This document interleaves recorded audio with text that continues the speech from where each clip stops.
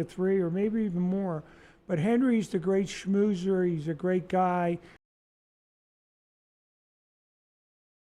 And I can't say I'm going to miss Henry because I'm still going to see him a lot. But he's another one of the great ones. Well, you have done so much for us back, my solo days at Jocks to when we got together to where we are right here. I mean, some of the content you've brought us with the comedians, some of our outings with clients going to your club, and obviously we want much success for the Helium Comedy Club as well. Yeah. All right. But a lot of great dates. So, I mean, I know it was a business idea for you, but when I was single. I think I'm now crossed the line where I've been married longer than. No, I still know. I'm still single longer than I were married.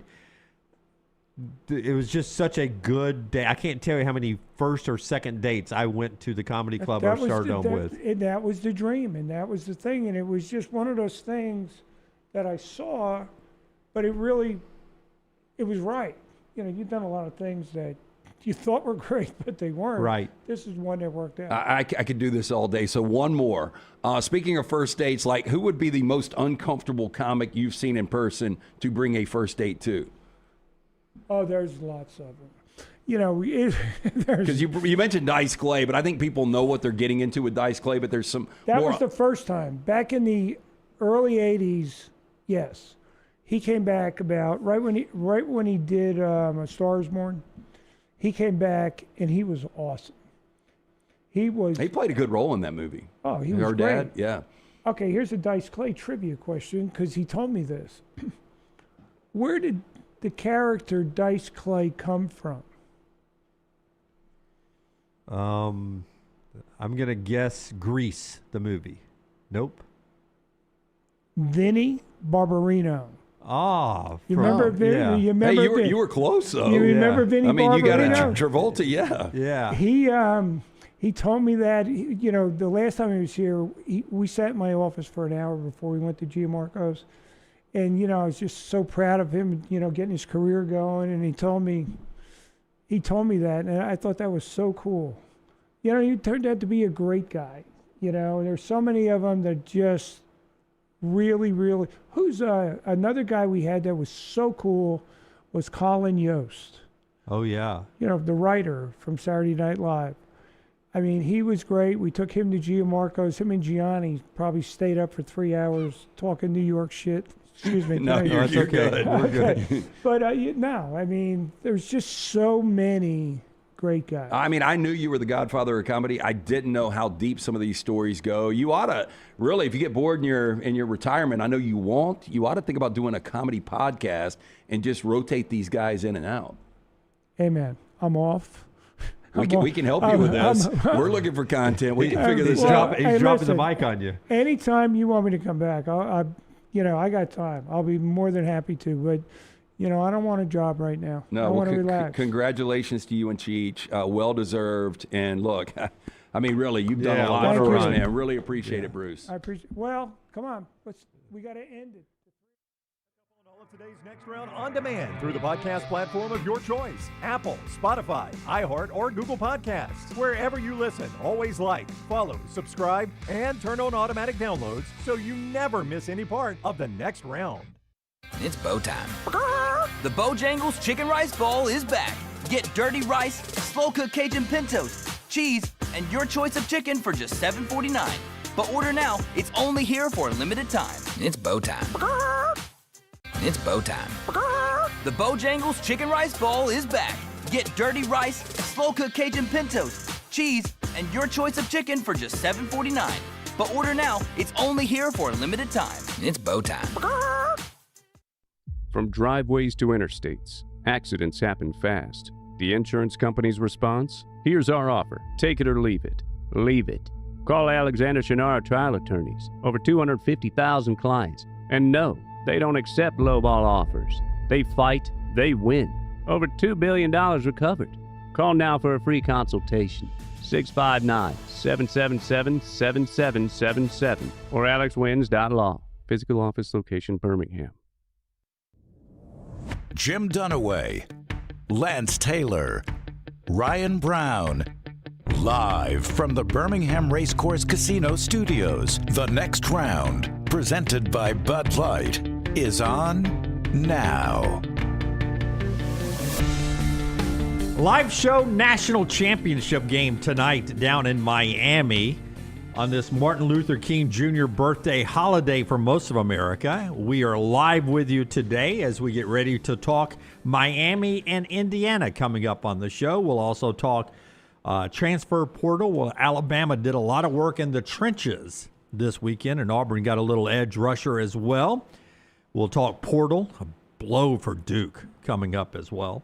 Basketball, Alabama and Auburn survived a couple of scares that I didn't think they'd have. I thought it'd be easy wins, but they get wins coming up.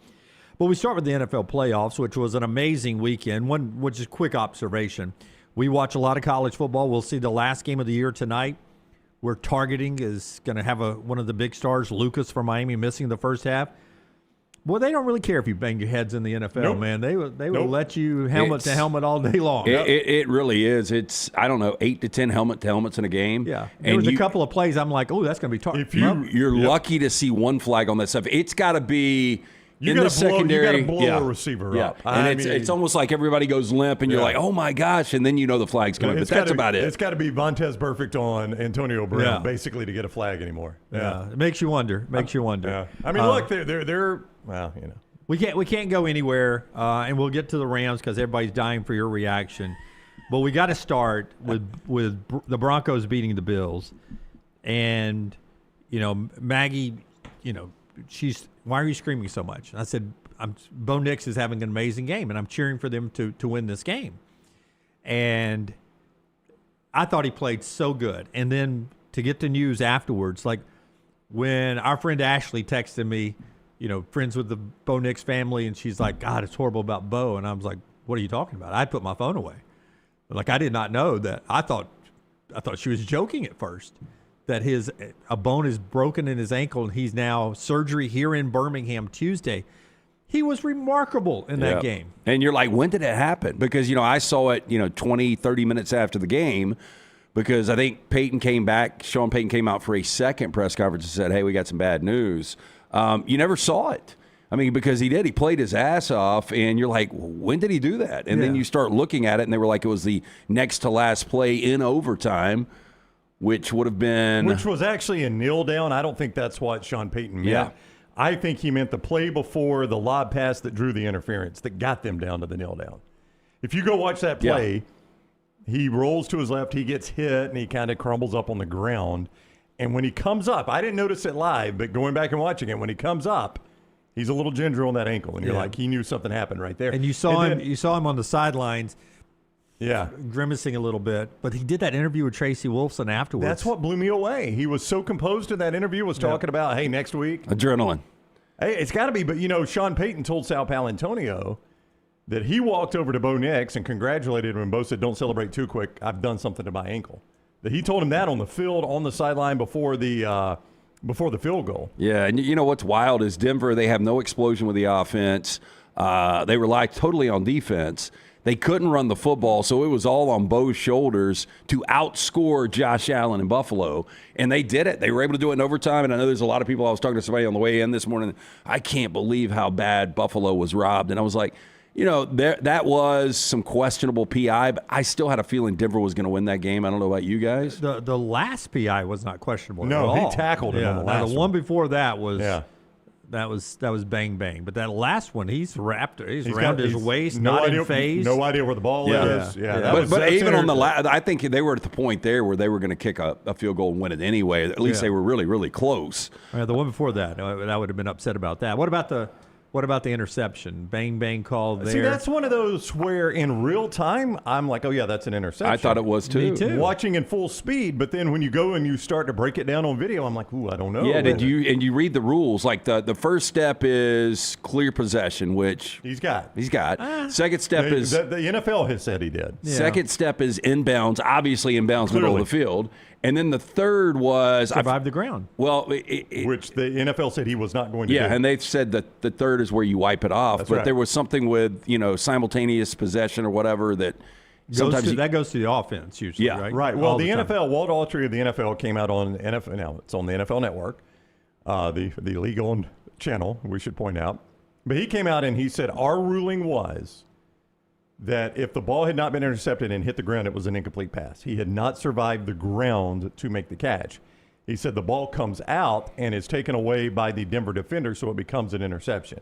Yeah, he said, and that's my point. He didn't have possession because when he hit the ground, it's loose at that point. That's their ruling, yeah. He didn't yank it out of his hands. Yeah. It's loose, and he grabs it there. But I thought it was the right call. Official call should have been, according to the NFL, incomplete pass, right? If it had hit the ground. But it did not hit the ground. It didn't hit the ground, though. Yeah. Yeah, I thought in real time it was an interception. I did too. Watching the game, I thought, that's a close call, but they got it right. And then when they start slowing everything down, I'm like, oh boy, I don't know. And then they were trying to compare another game. I forget. I think it was yesterday. Maybe it was the Rams game. I was like, that's not even close to the other one. No. His knee's down on the ground, and he's holding onto the ball, and then they take it away. That's not even close. They were trying to compare the two. And speaking of turnover, 20 turnovers in 4 games in the NFL, That which is wild. crazy. Now, there was 8. A little. C.J. Stroud only had 10 now of them. take C.J. Stroud out, who was having a seizure out there every time somebody rushed him. God, I feel bad for C.J. Stroud. He was seeing a ghost, buddy. Cut 12. Let's get to Sean Payton. Cut 12, Tyler. Sean Payton here addressing this Bo Nix injury. Just to hear it from Sean Payton, who's an unbelievable offensive coach and had Bo Nix rolling, and for 2 years had Bo Nix rolling. Here's Sean Payton after the game. Not good news. On the second to last play in overtime, Bo fractured a bone in his right ankle. He's scheduled to have surgery Tuesday of this week, which will put him out for the rest of the season. Steady's ready to go. And it was the second to last play before he threw the pass to Mims. Birmingham is where he'll have the surgery with Dr. Waltrip, and I don't really think there's any other questions. In other words, this is what it is, and we felt like it'd be best to just tell everyone now. That's tough, man. I texted, as soon as I saw that, I texted Norm Waldrop, the doctor he's talking about there. I was like, your name is the last name I expected to hear in a Sean Payton press conference. He goes, how do you think I felt, Yeah. I mean, that's just... Well, it just shows you the kind of people they are, man. Yeah. Look, you're going to fly from Denver all the way across the country back to Birmingham. I know Bo's from here. Yeah, but that ain't why he's coming here. Yeah, he's coming for the best. Yeah, that's right. Because Norm is as good a foot and ankle. I mean, people come from all over for him. The old adage, next man up. Yeah. Steady's ready. Steady hasn't thrown a pass this year. Look at this picture. Back at Auburn, Bo Nix and Jarrett Stidham, Forrest went back and found this photo. There's Bo Nix back visiting. High school recruit Bo Nix. Yeah. Jarrett Stidham there at quarterback. And now it's the other way around. Steady's coming in to take over for Bo Nix. He's taken one snap this year, and it was a kneel down. Well, all right. They hope they get to use that again.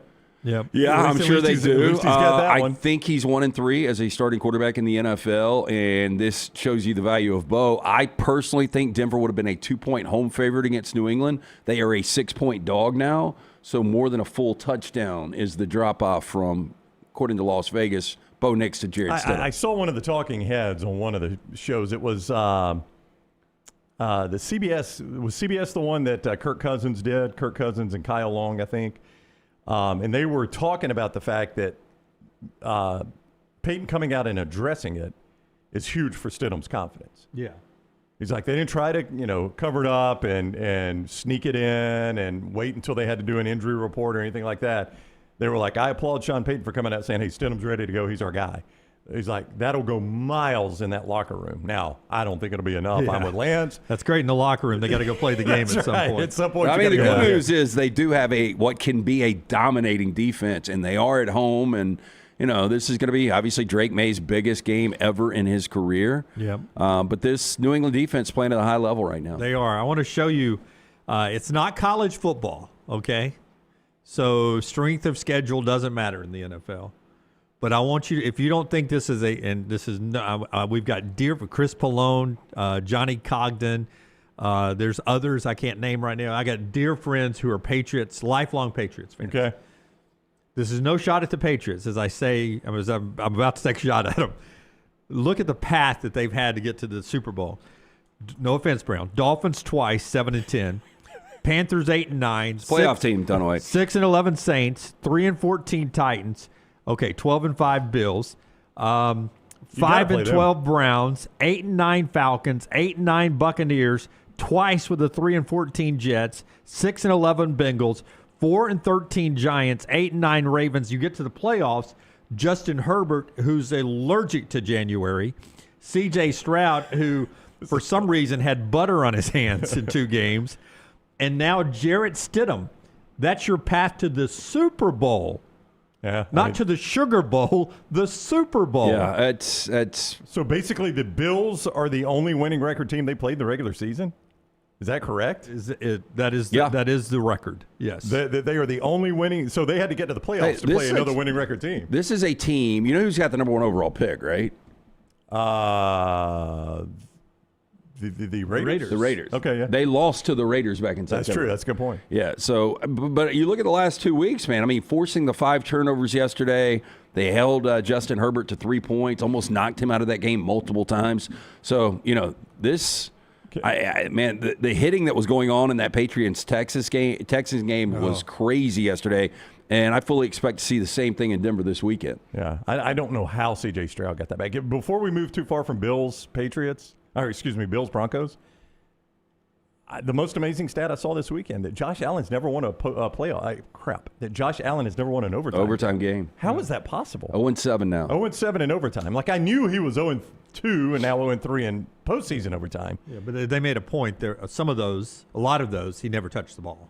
That is true, but it is remarkable, as good a quarterback as he is, that he's never won an overtime game. Yeah. I was blown away by that. But stat. until we changed the rules, you could be Vince Lombardi. That's right. Have a name on the trophy. If I never get the ball. But if you never touch the ball, you can't win in the old overtimes. Okay, to the NFC side, after we tell you about a couple of great sponsors, one of them is Alexander Shannara Trial Attorneys. They bring you part of the show today. Shannara.com. Shannara.com. That is the website you go to for Alexander Shannara Trial Attorneys. As Jim said, you don't pay a dime unless they win your case with Alexander Shannara Trial Attorneys. And Alexander Shannara has been doing this for quite a while, 25 years now in the Deep South in Birmingham, Alabama. Why Birmingham? Because that's his hometown. He wanted to build a practice that took care of the people of his hometown. He has done just that. How about more than $2 billion recovered for his clients at Alexander Shannara Trial Attorneys. So when you find yourself in need of an attorney, your first stop is Alexander Shannara Trial Attorneys. Again, you don't pay a dime unless they win your case. Shannara.com. Shannara.com. So 2-2 over the weekend at Lance's Lock on the NFL. We were 6-1 in hoops yesterday, but 2-2 in the NFL. We've got a lot of plays up tonight. National championship matchup with Miami and Indiana. We will have all of that available in the next couple of hours. Free play every single day at lanceslock.com. It is always brought to you by our friends at Hemp Hill Services. Trust the name. Birmingham has trusted since 1954 for all of your plumbing, heating, and cooling issues. Any of these arise, home or business, they are ready to serve you. Call Adam, Chad, Andrew, the guys there. Tell them the next round sent you. Hard to stop a train. 205-229-2090 or hemphillservices.com. Sean McDermott fired earlier today, by the way. Bills make the playoffs and win a game in the playoffs and then still get fired. And too much of that. That's the problem. Yeah, I mean, 8-8 in the postseason for Sean McDermott, which is pretty damn good. But they just couldn't get over the hump. And, when you have a bracket that has no Patrick Mahomes and no Lamar Jackson, and you've got the best player left in the postseason, and you lose games, these kind of things happen. And, it sucks for McDermott. He thought he did a really good job there, but couldn't get it done in the postseason. Yeah, trying to get points when there's seconds left and running around holding the ball like it's got a loaf of bread, giving up a field goal right before the half. That was not smart. That was the back. I mean, you could talk about the bad calls, whatever, but that was 3 gifted points to Denver in a game that went to overtime. Well, and before it was a gifted touchdown with blown coverage. I mean, they gave up 10 points in the 20 final seconds. 20 seconds to the half. That was ultimately the difference. That's right. Okay, Seattle has an 8-game win streak. They destroyed the 49ers 41-6. And then there's the Rams and Bears. And everyone wanted to know, did you destroy a TV? Did you punch a wall? We know you didn't kick a dog. Did you rip a couch cushion? It was one of those. Break a glass table. I didn't have any. I put the phone down in the second quarter, didn't look at it again until I didn't know what time it was. I didn't know anything, but I didn't change. My whole plan was we get to the second half, we trail in the second half. I had the sage ready to burn. I had wardrobe trains ready to go.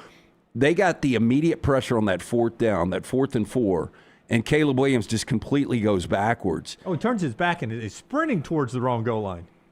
And I like, it was one of those, it's such a deflating moment that you're just like, oh my God, the season is over. Like that play, because how you don't go for 2? That's what I was about to say. Yeah. Were you fearful they were going to go for 2? I was, the only people I watched game with, Maddie and Jack, and I was telling them, I was like, he's going to go for 2. Like, what scares me to death, even once they got to overtime, I was like, he's got to go for 2. Like, and he probably would have in overtime if they would have scored, if it would have gone back and forth, if it would have been Rams touchdown at first and then they go down and score, I think they would have gone for 2. But hey, he's playing with house money at that point. How you don't go for 2? You've got Matt Stafford on the other side. As bad as Stafford was, and that is the worst I've seen Stafford play in forever. I think it was 11 registered off-target throws from Matt Stafford, the most he's ever had as a Ram. But if you're Ben Johnson, you got to go for 2 there.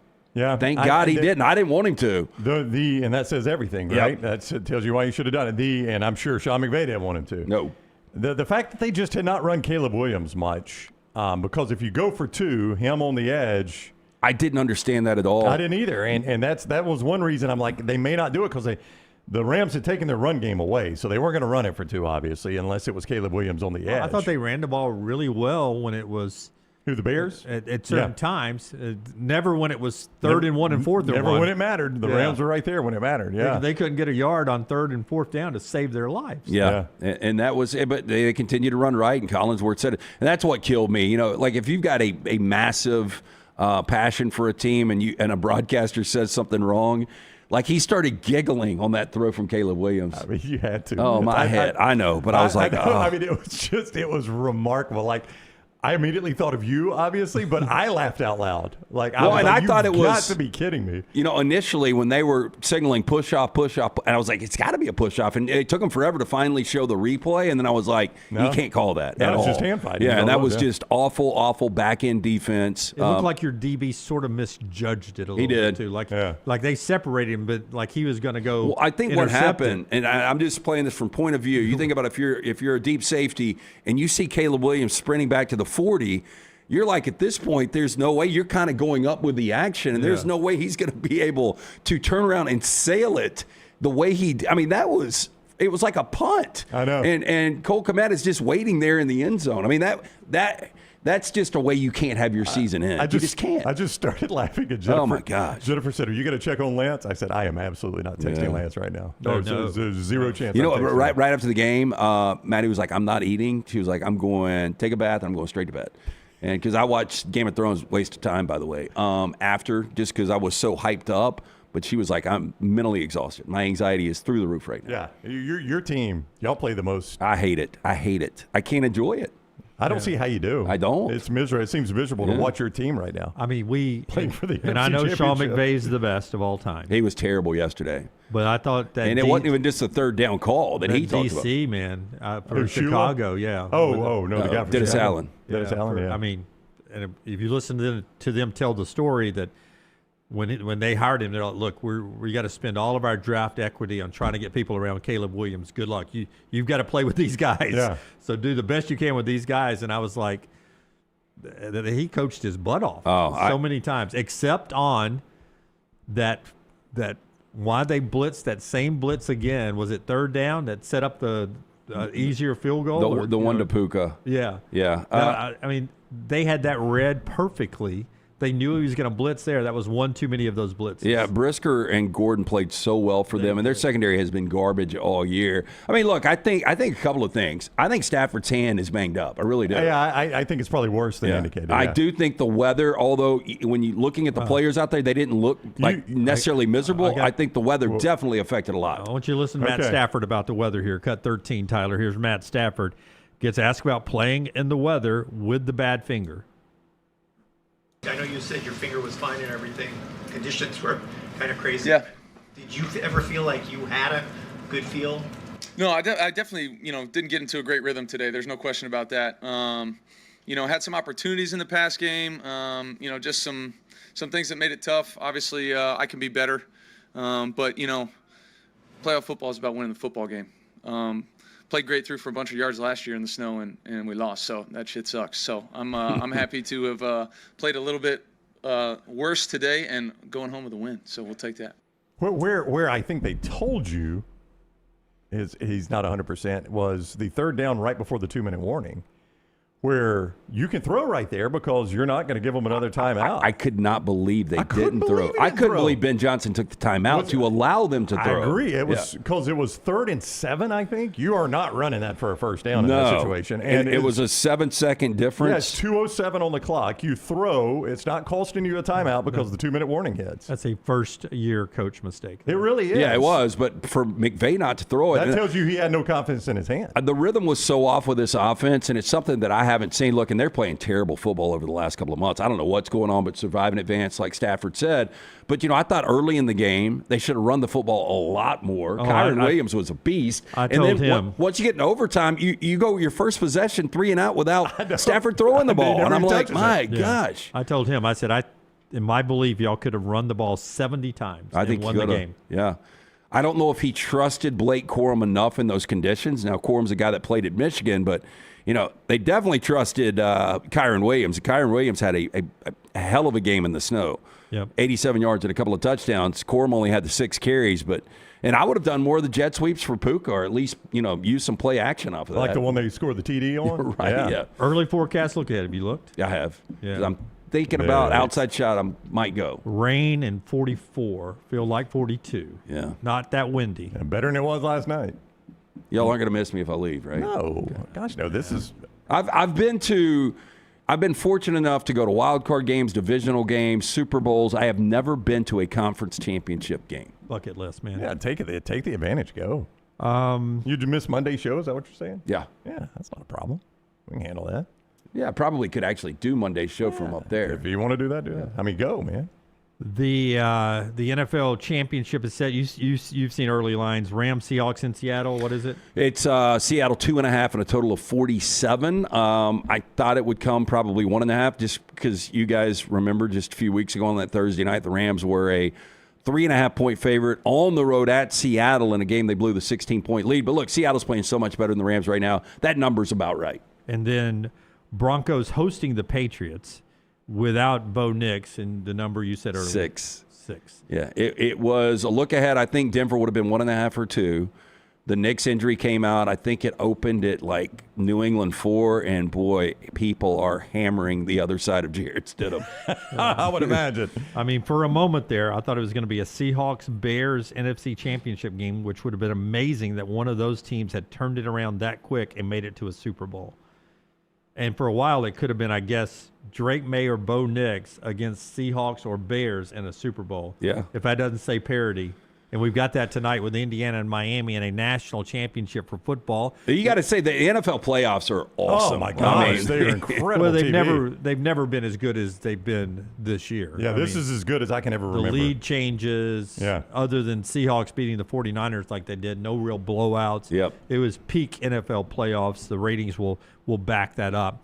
We'll do basketball in this segment and jump all into football. Ian Fitzsimmons is on the show to start hour 2 from Miami. He joins us at 10 Central. Joel Klatt is on the show usual slot to start hour 3 at 11 Central. If you're watching us live, give us a thumbs up, like, and subscribe everywhere. You know where Ian's brother is?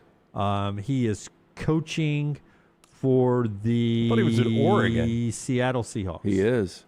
Special teams assistant for the Seattle Seahawks. How about that? So I'm sure he's going to give me a lot of shit. Rams have here. shaky special teams, too. There I go. I got the double jeopardy of Fitzsimmons family tree trivia today. The show being brought to you by our friends at Odie's. LT, tell us about Odie's as you get ready for another week of trivia out there. Yeah, hey, this is, we will be out there on Wednesday. We do it every Wednesday night, the original location in Crestline. But a great place to watch National Championship tonight with Miami, Indiana, right there at Odie's Tavern. Enjoy some of the great food from Rodney Davis, the award-winning wings, great burgers, fantastic sandwiches, the ice-cold beer buckets full of the Bud Light, of course, the Odie's famous cocktails as well. Stop in, see Will Haver and that great staff. 2 locations, the the original in Crestline, newest location in Edgewood. It's Odie's Tavern. And right now, that chicken and rice bowl is back at our friends at Bojangles. Great idea for lunch today. You want something when it's cold out there, sticks to your ribs a little bit, as they say. That is this right here. You've been missing it, that hearty scoop of dirty rice, spoonful of slow-cooked Cajun pintos, plus a layer of melty cheese. And finally, your choice of chicken. It is hot, it is hearty, it is all yours for just $7.49. Don't wait too long. The bowl is only back for a limited time. So if you're hungry, you know where to go. Drive-thru always open with our friends at Bojangles. Make it bow time. This shirt I got for Christmas, it's from Taylor and Stitch. It's filled this material. It's like I feel like it's something that's on a boat, covering something on Gingham? a boat. Is that gingham? I don't know what it is. Hemp. You can smoke that shirt, too. I've got a couple of them If you like get caught in a this. fire, you'll get high. And I like it. It's Is very it soft? It is very comfortable. Is but- gingham the word I'm looking for? Is that a fabric, gingham? That Tyler? sounds like a word. Okay, thank you. Used to be a dance. Tyler says it sounds like a word, Yeah. which is a plus for me. You never know with me. Finally broke into a little Christmas. So Would Rikishi wear gingham, you think? You got the name right. I know he was trying to get it wrong. I was think, trying and to he get got it right. wrong, and I got it right. Basketball this weekend. Alabama survives Norman 83-81. They rally. They had I think their biggest deficit of the year at halftime. It had to come back and win this game. Here's Nate Oates afterwards about the Tide rallying in the second half again for a win. First of all, I've got to give Coach Moser and his staff and their whole program a ton of credit, because for a team to be on a 3-game losing streak with their back to the wall, they could have easily caved. You know, we had them down, I think, 5 in the first half, and they kept fighting. End up going in the half up 11. So, you know, and then we came out, made a run on them the first couple minutes of the second half. They called the timeout, went on another run. Thought played pretty well from there. So I got to look in the mirror and see what I got to do better as a coach to get our guys a lot more ready to play to start these games. I did think inserting Houston in the starting lineup, and I didn't think it was as much about who came out of the lineup as just putting Houston in there for any one of pretty much any of them outside of Aiden Sherrill, just to get our energy where it needed to be. And he got it where it needed to be to start that second half. Yeah, he did. They came out on a 10-0 run to cut that 11-point deficit, but Aiden Sherrill, if he could play like that every game. Yeah, and look, I mean, Philon's kind of like Mark Sears. You know what you're going to get. He's going to go out. He's instant offense. But, I mean, the way Sherrill is playing right now, he is the key to this entire season. Millette was great with the 31 minutes off the bench and the 12 points. Bo Bowen has got to do something. You're talking about just an empty uniform at times. I mean, that's exactly right. There are times he's like, okay, he's turned the corner, and then all of a sudden he disappears. Yeah, I mean, too long, too athletic, too talented. Yeah. Just a couple things on that. I mean, that is a place Alabama, I don't think it ever won, right? I don't think they'd ever won at Lloyd Noble, or their record is awful. History of the program. In the history of the program, they've never won in Norman. So there was something about that. I mean, you got to overcome that, right? And you're down. I don't know if the players even know you've never won there, but when you're down like that. They had 33 points at halftime. I mean, they looked horrible in the first half. I think technically the football team had never won in Norman, and the basketball team had never won. I think you're right about both of those, and they slay that in a month and a half span. Seems kind of like a hollow month, but yeah, but okay. That is I know we don't spend a whole lot of time talking about this, but it's a quad one win. And I saw today, I think only Florida has more quad one games than Alabama. I think they have played 10. I think Alabama and Duke have played 9, and Alabama is 5-4 in those. So for whatever value you put in the net ratings, the NCAA's own ratings, that is a quality win for Alabama. I know it doesn't necessarily feel like it because of what Nate Oates was saying, is they had lost 3 straight or whatever, and you look in Ken Palm or Torvik or whatever, and you find Oklahoma hanging around in the 50s and 60s. So it doesn't feel like a good win. That's a solid win for Alabama right there. But it would have been a terrible loss. Terrible loss. Turned into a solid win. Nigel Pack had the look with, 4 seconds left to win the game. Yeah, they ran a pretty good play out of the timeout. They really did. Really Boy, did. that would have just been tough. a bad well, loss. I mean, Alabama was trying to foul, and it's just gotten so tough now with the continuation to foul. Oh, I mean, it allowed them to tie the game up. Yeah. The continuation. It was insanity. Meanwhile, Auburn By the way, midweek bye for Alabama and Tennessee. They play each other next Saturday, weather permitting. More on that later in the show. Auburn survived South Carolina. I really thought that was going to be just a beatdown. I thought Auburn would kill them. They held on and beat South Carolina 71-67. Philip Jokovic, say that one for me. Rikishi. Jovic. Yeah, once I hear it right one time. You were adding letters. You had a K in there. Yes. I was trying to make him a center for the Nuggets. Yeah, Jokovic. Yeah, Philip Jovic out of nowhere. And look, they had to have it because, Keyshawn Hall, first time he didn't score in double figures all year for the Auburn Tigers. I was like you. I ended up not giving Auburn out. They were minus 12, but I thought they would probably win this game going away. And, man, when they cut it to 3, under a minute to go, and you're like, damn, if Steven loses this game. Yeah, that was going to be a bad loss. Jovic with 23 and 6. Here's Steven afterwards. Philip Jovic was phenomenal. I think that was like one of the first games that we haven't been doubled in the post this year. Philip listens. So we were like, Philip, go score the basketball this game. Stop looking to pass so much. He said, okay, coach. And that's what he did.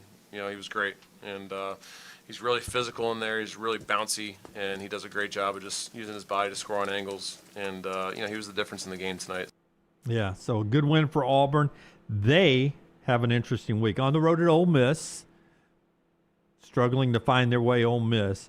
Dangerous game. Then they go on the road in Gainesville to play Florida, who beat Vandy in Nashville this week. They're the favorites to be the regular season champs again, the defending national champs. So road game at Ole Miss, road game at Florida this week for the Auburn Tigers. Yeah, it looks like they've turned it around, at least the Florida Gators. Back to them, playing great basketball right now.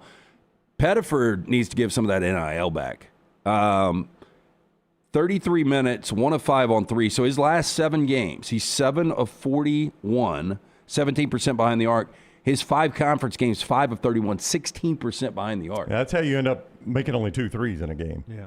You can't, as a team, you can't shoot it any worse if you're him, though. That's the a positive thing if you're an Auburn fan. It can only get better. Man, 2 of 19 behind the arc, 71 points. I mean, that offense was awful. And if Jovic doesn't play like that, they obviously lose the game. It's probably a bit early to start having these conversations, but, I mean, Auburn's a bubble team. Let's be real about this. They're a bubble team, so you don't need to be dropping games like South Carolina. You could use a game like a win at Florida. That's a lot to ask this week, but that Ole Miss game is right in between those two. National championship in football. We'll get to that in Portal coming up. By the way, Florida got a big game from Xavier Lee, one of a number of Florida players who had to play in alternate jerseys because they left some of their real jerseys at home. He usually wears number 1. He had to wear number 99 with no name on the back of it, and he hit a big 3 to put him up with 45 seconds left. Bucky McMillan and Texas A&M beat rival Texas. They're tied with Florida for first place, both 4-1. Kentucky beat Tennessee on the road. Ole Miss beat Mississippi State with a big buzzer beater. LSU beat Missouri, and Georgia drilled Arkansas. All that from the SEC this weekend. The show being brought to you by our friends at Fractional Financing. When we come back, trench work in the portal for Bama and Auburn, and the national championship for a lot of the rest of the show as we roll on right here on the next round, LT. Yeah, hey, reach out to Rod Smallwood, our friends at Fractional Financial. Maybe you've got a small to mid-sized business right here in Alabama, Georgia, East Tennessee, or the Carolinas. You're looking for that CFO service designed for businesses that need expertise. Call our friend Rod.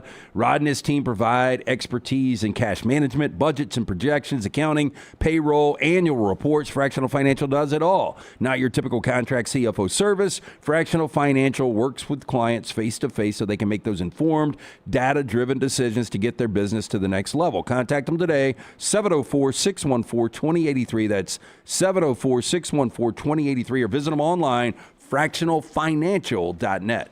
Follow Brownie on Twitter and Instagram at Ryan Brown Live. From driveways to interstates, accidents happen fast. The insurance company's response? Here's our offer. Take it or leave it. Leave it. Call Alexander Shinara Trial Attorneys. Over 250,000 clients. And no, they don't accept lowball offers. They fight, they win. Over $2 billion recovered. Call now for a free consultation. 659-777-7777 or alexwins.law. Physical office location, Birmingham. Sterling and the fine folks at Champy's Chicken on Highway 119 in Alabaster want to welcome you in for a great lunch or dinner starting at 11 a.m. every day. Chicken that's brined overnight and cooked to order, and the taste of the Delta with those Delta recipe tamales. Champy's is perfect for all your tailgating needs this football season. You can also choose Champy's for your next party, wedding, or birthday. Great food, great people. Champy's Chicken on Highway 119 in Alabaster, and everything online at champyschicken.com.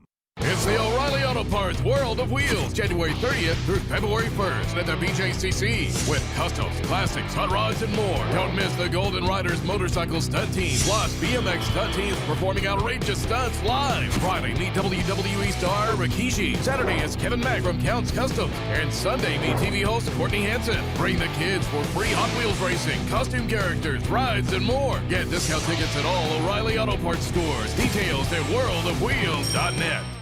At Central State Bank, we are large enough to serve you and small enough to know you. Manage your money with ease, whether it's mobile banking, hassle-free checking, competitive loans, business solutions, or personalized financial advice. We're your hometown bank with big-time service. Visit us today and experience banking made simple, because at Central State Bank, you come first. Member FDIC. Hey, there's nothing worse than waking up to a plumbing problem. Don't get caught in a flooded house. Call the guys at Hemp Hill Services. Adam, Chad, and the team at Hemp Hill are the only ones I trust to fix it and fix it right the first time. Hemp Hill Services does it right and always at a fair price. For all of your plumbing, cooling, and heating needs, trust the name that Birmingham has trusted since 1954. That is Hemp Hill Services. Call now, 205-229-2090. That's 205-229-2090. Hey, let me tell you about our friends at Urology Centers of Alabama. Compassionate and comprehensive urological care with 35 physicians, 17 locations across Alabama. Their patient-centered approach to all of your urological needs. Remember, they've got that new men's health center. It is beautiful, helping men with a wide range of sensitive male issues in a comfortable environment. You can always go online, visit urologycentersalabama.com, schedule an appointment with one of their many urologists today. Stop by the New York Butcher Shop and pick up the finest in certified Angus prime beef steaks and burgers, premium pork chops, ribs, and all-natural chicken cut to order just for you. Their chef-prepared entrees and side dishes are the perfect dinner-to-go choice for your family and are ready to heat at home. With a great selection of fine wines and desserts, the New York Butcher Shop is your one-stop dinner shop. 2 locations to serve you, Cahaba Heights and on Highway 119 in Greystone. The New York Butcher Shop, rare quality, well-done service. It's bow time. The Bojangles Chicken Rice Bowl is back. Get dirty rice, slow-cooked Cajun pintos, cheese, and your choice of chicken for just $7.49. But order now. It's only here for a limited time. It's bow time. It's bow time. The Bojangles Chicken Rice Bowl is back. Get dirty rice, slow-cooked Cajun pintos, cheese, and your choice of chicken for just $7.49. But order now. It's only here for a limited time. It's bow time.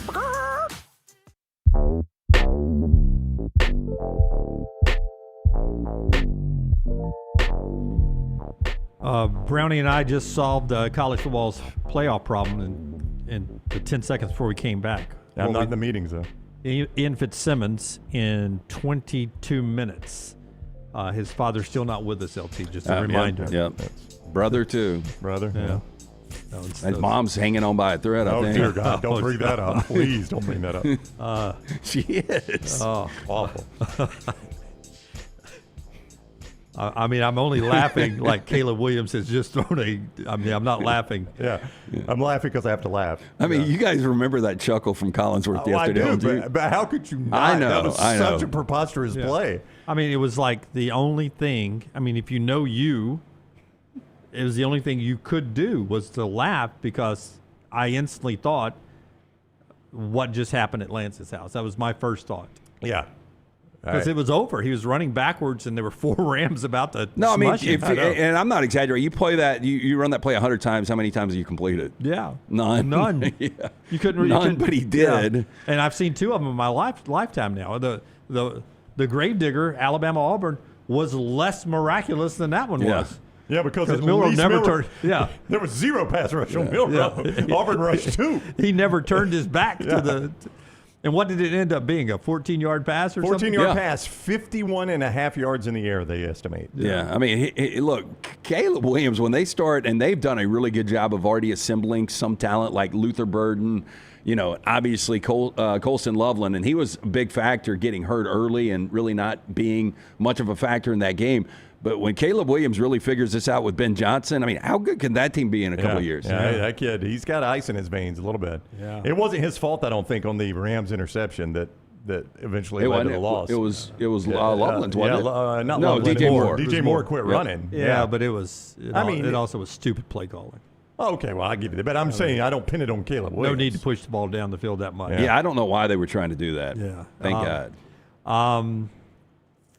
Portal work for Alabama and Auburn. We'll start with Auburn after Brownie tells us about our friends at World of Wills. It is coming back to the BJCC 1 week from Friday. You'll be down there at the BJCC for the annual World of Wills, 55th annual O'Reilly World of Wills, in fact. Friday, January 30 through Sunday, February 1 at the BJCC North, South, and East exhibition halls.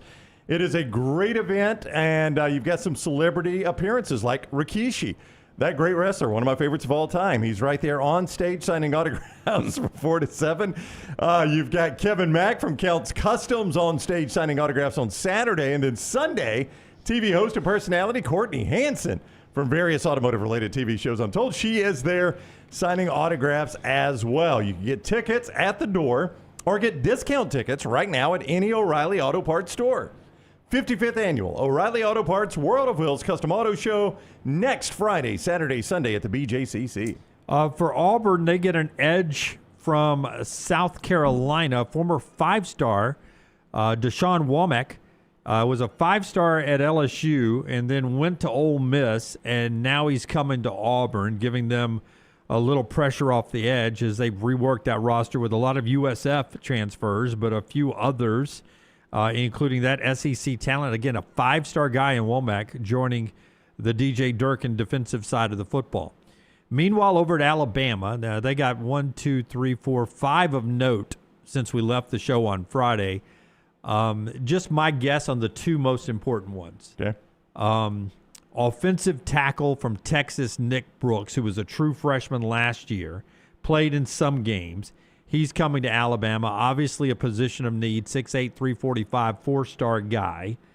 He's coming in. They also got a guy who played a lot of snaps at center, Racing Delgatti from Cal Poly. He's coming in. Which a lot of people sneeze at Cal Poly, and I would point out that's where Cuevas came from too, so it's not like they don't have good players there. And they got Ethan Fields from Ole Miss, an offensive lineman, 6'4", 315. So 3 offensive linemen. But for some reason, I think Brooks probably the most notable there. On the defensive side, from Oregon, they get Terrence Green, a defensive lineman, 6'5", 330. Sort of picture him being in that Tim Keenan role there. 4th best defensive lineman in the portal, according to Hayes Fawcett and the 3 guys and the on-3 guys there. Not just 3 guys, but the on-3 guys. A lot more than 3 guys for that company. But Terrence Green. They also get edge Desmond Umezulu from South Carolina, who had 30 tackles in his 1 year there at South. He got 1 year left of eligibility. So that's the portal news. Obviously, we said this when we left on Friday, that Alabama needed work on the offensive line and the defensive line, and that's where they focused on as the portal closed over the weekend. Yeah, so, I don't know. A lot of players out there to pull out of portal, but the getting in the portal part closed. Yeah, like Terrence Green, 6'5", 330 pounds, obviously got to be a really good player if he's playing at Oregon. The numbers weren't big, but when you're a space eater, you typically don't put up a lot of numbers, only 15 total tackles on the season. But it does seem like the focus has been up front, which I think Alabama fans are probably excited about that. Yeah. And those offensive linemen, I don't know if that's depth or if any of them will be the starter. I feel like Brooks will have a chance to be a starter, maybe at right tackle and Carroll over at left tackle. We'll see, but that was where some of the work was done. I will just say I do not know how they differ this much, so we report, you decide. You can pick whichever rankings you want to look at. Okay. 24/7, just to put this in perspective on their portal classes right now. For the record, we have We've become all- an on-3 show, We right? have. Okay. But the two teams I'm about to bring up are grouped together. They're just grouped together in wildly different spots, depending on which one you look at. 24/7 has Auburn 12th in their portal class and Alabama 18th.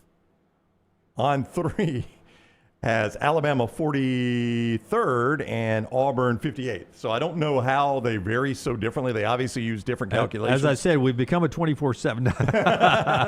So, I mean, whichever one you want to look at, I don't know. Whichever one makes you feel better. I don't ever envision Auburn or Alabama being the highest spenders in the transfer portal. I don't ever envision them being up there with Texas A&M and what Indiana could become if Mark Cuban stays involved. I just don't think they're ever going to be there. Yeah. So I don't think this is going to be a ranking you ever find them high in. Do you guys think stars really matter once you get to the transfer portal?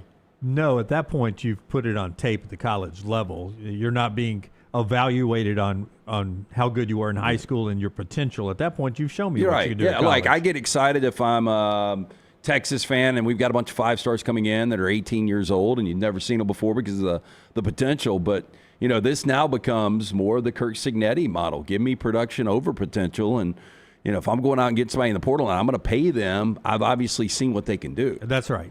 I mean, for instance, the Delgatti kid from Cal Poly, to Brown's point, he's played a lot of football, almost 2,000 snaps or whatever this past season as a starter. Maybe he's good enough to come in and play on the SEC level now, where obviously he wasn't when he came out of high school. You don't know. That's why they pay general managers $1 million now to try to evaluate these guys all the time. We'll see how it turns out there. I will say this, though. What happened to Duke on Friday is horrible. Now, listen, I know that a left tackle or a linebacker or a wide receiver or a running back could be equally as devastating. But it's a quarterback game, and to lose Darian Mensah on Friday at the 11th hour of the portal closing for people to get in, where you probably think you've already sort of agreed to him being back and you haven't been shopping for a quarterback because he's coming back. You agreed to it last year when you signed a 2-year deal with the guy. And now he's leaving, likely going to Miami, according to all reports. That is especially for a program like Duke, but I'm going to say any program, because we saw what it did to Tennessee this past year when Nico Iamaleava ended up leaving Tennessee at the last hour. Man, that one hurts. That one feels dirty. Yeah, I mean, I don't disagree. I mean, think about it. Again, we've got guardrails, and this is a Duke team that won the ACC championship. They did. Yeah, I mean, people forget that because obviously the committee passed over the ACC champion and you took Miami in there. But Mensah had a really good year. 34 passing touchdowns, 6 interceptions, and on the ground, what did Mensah do? Only one rushing touchdown. But this would be the equivalent of like Joe Burrow's like, you know what, I'm sick of this Bengals organization. I'm not going to win a championship. The Texans have got everything but a quarterback. Yeah. I'm going to go play for the Houston Texans. And then the Texans pick him up the next day. You would be like, no, wait a minute. Why did Joe make this decision? This can't work like this. But it's almost the equivalent of you doing it the day after the draft. Yeah. Where I cannot draft anybody That's else. right. I can't address that position. Yeah, they're already playing with a stacked deck against them. Duke is. I mean, if Mensah had entered early in the portal window after it opened and ended up at Miami, I would have been like, I think we all know what happened there, but at least Duke had time to recover. That's right. When he enters now and he's going to end up at Miami, we all know what happened here, but now Duke doesn't have enough time to recover. That's the sad part to me. That's the dirty part. Look, I know this is going to be dirty pool. I get it 100%, but Miami didn't tamper with Mensah until Miami struck out on all the big targets. And then they're like, "Oh crap, we've got to have a quarterback." Yeah, and that's the thing. Like if I'm Manny Diaz or I'm Mensah's dad, I'm like, they didn't really want you. Yeah, like they went through so many different. You've got a commitment right now to Duke. Now look, I do know he's going to be in a better situation with opportunities to win championships, although he just won one, and probably obviously the stage is much bigger. And you look at. Cam Ward went #1 overall. Carson Beck's playing for a national championship. I get to throw to Malachi Tony. I mean, it's a good deal for him. There's no doubt. And I'm going to make millions more dollars. That's right. Yeah. I hope, look, there have been rumors. I'm not even going to say reports because I don't think anybody of any note has reported this, but I have seen the rumors on social media of what his arrangement looks like at Miami, and it's probably overvalued. The thing that interests me most there is in those rumors, there's rumors of a buyout to Duke. And I find that really interesting because to me, I think that's the most equitable way for this transfer portal to work. Yeah. If there is a signed agreement that he's got to get out of, maybe they're working some financial deal. At least Duke gets some money. They can go try to find a quarterback now. Yeah. All right. So that's some of the portal news that happened over the weekend and some of the big stuff. A little bit on the game before we get to Ian Fitzsimmons coming up at the top of the hour. The show being brought to you by a couple of great folks. One of them is our friend Greg from Pell City and Storm Restoration Roofing. Listen, it's time to start thinking about putting your house on the market maybe. The housing market's turned around. Maybe you're making the big move in 2026, and Greg from Pell City is there to put a new roof on your house if you want to do it that way. He can give you a free no-cost roof inspection, 205-542-3531. If your house goes through an inspection and needs some kind of work, he can do that for you and get it up to code or get it to where the folks are pretty happy with it that are about to buy your house. Or before you put it on the market, he can do this soft wash program to make it look spectacular. The curbside appeal with that new soft wash program he has to take out the staining of the hot summer in the South sunshine that stains these roofs. He can do it all for you right there, 205-542-3531.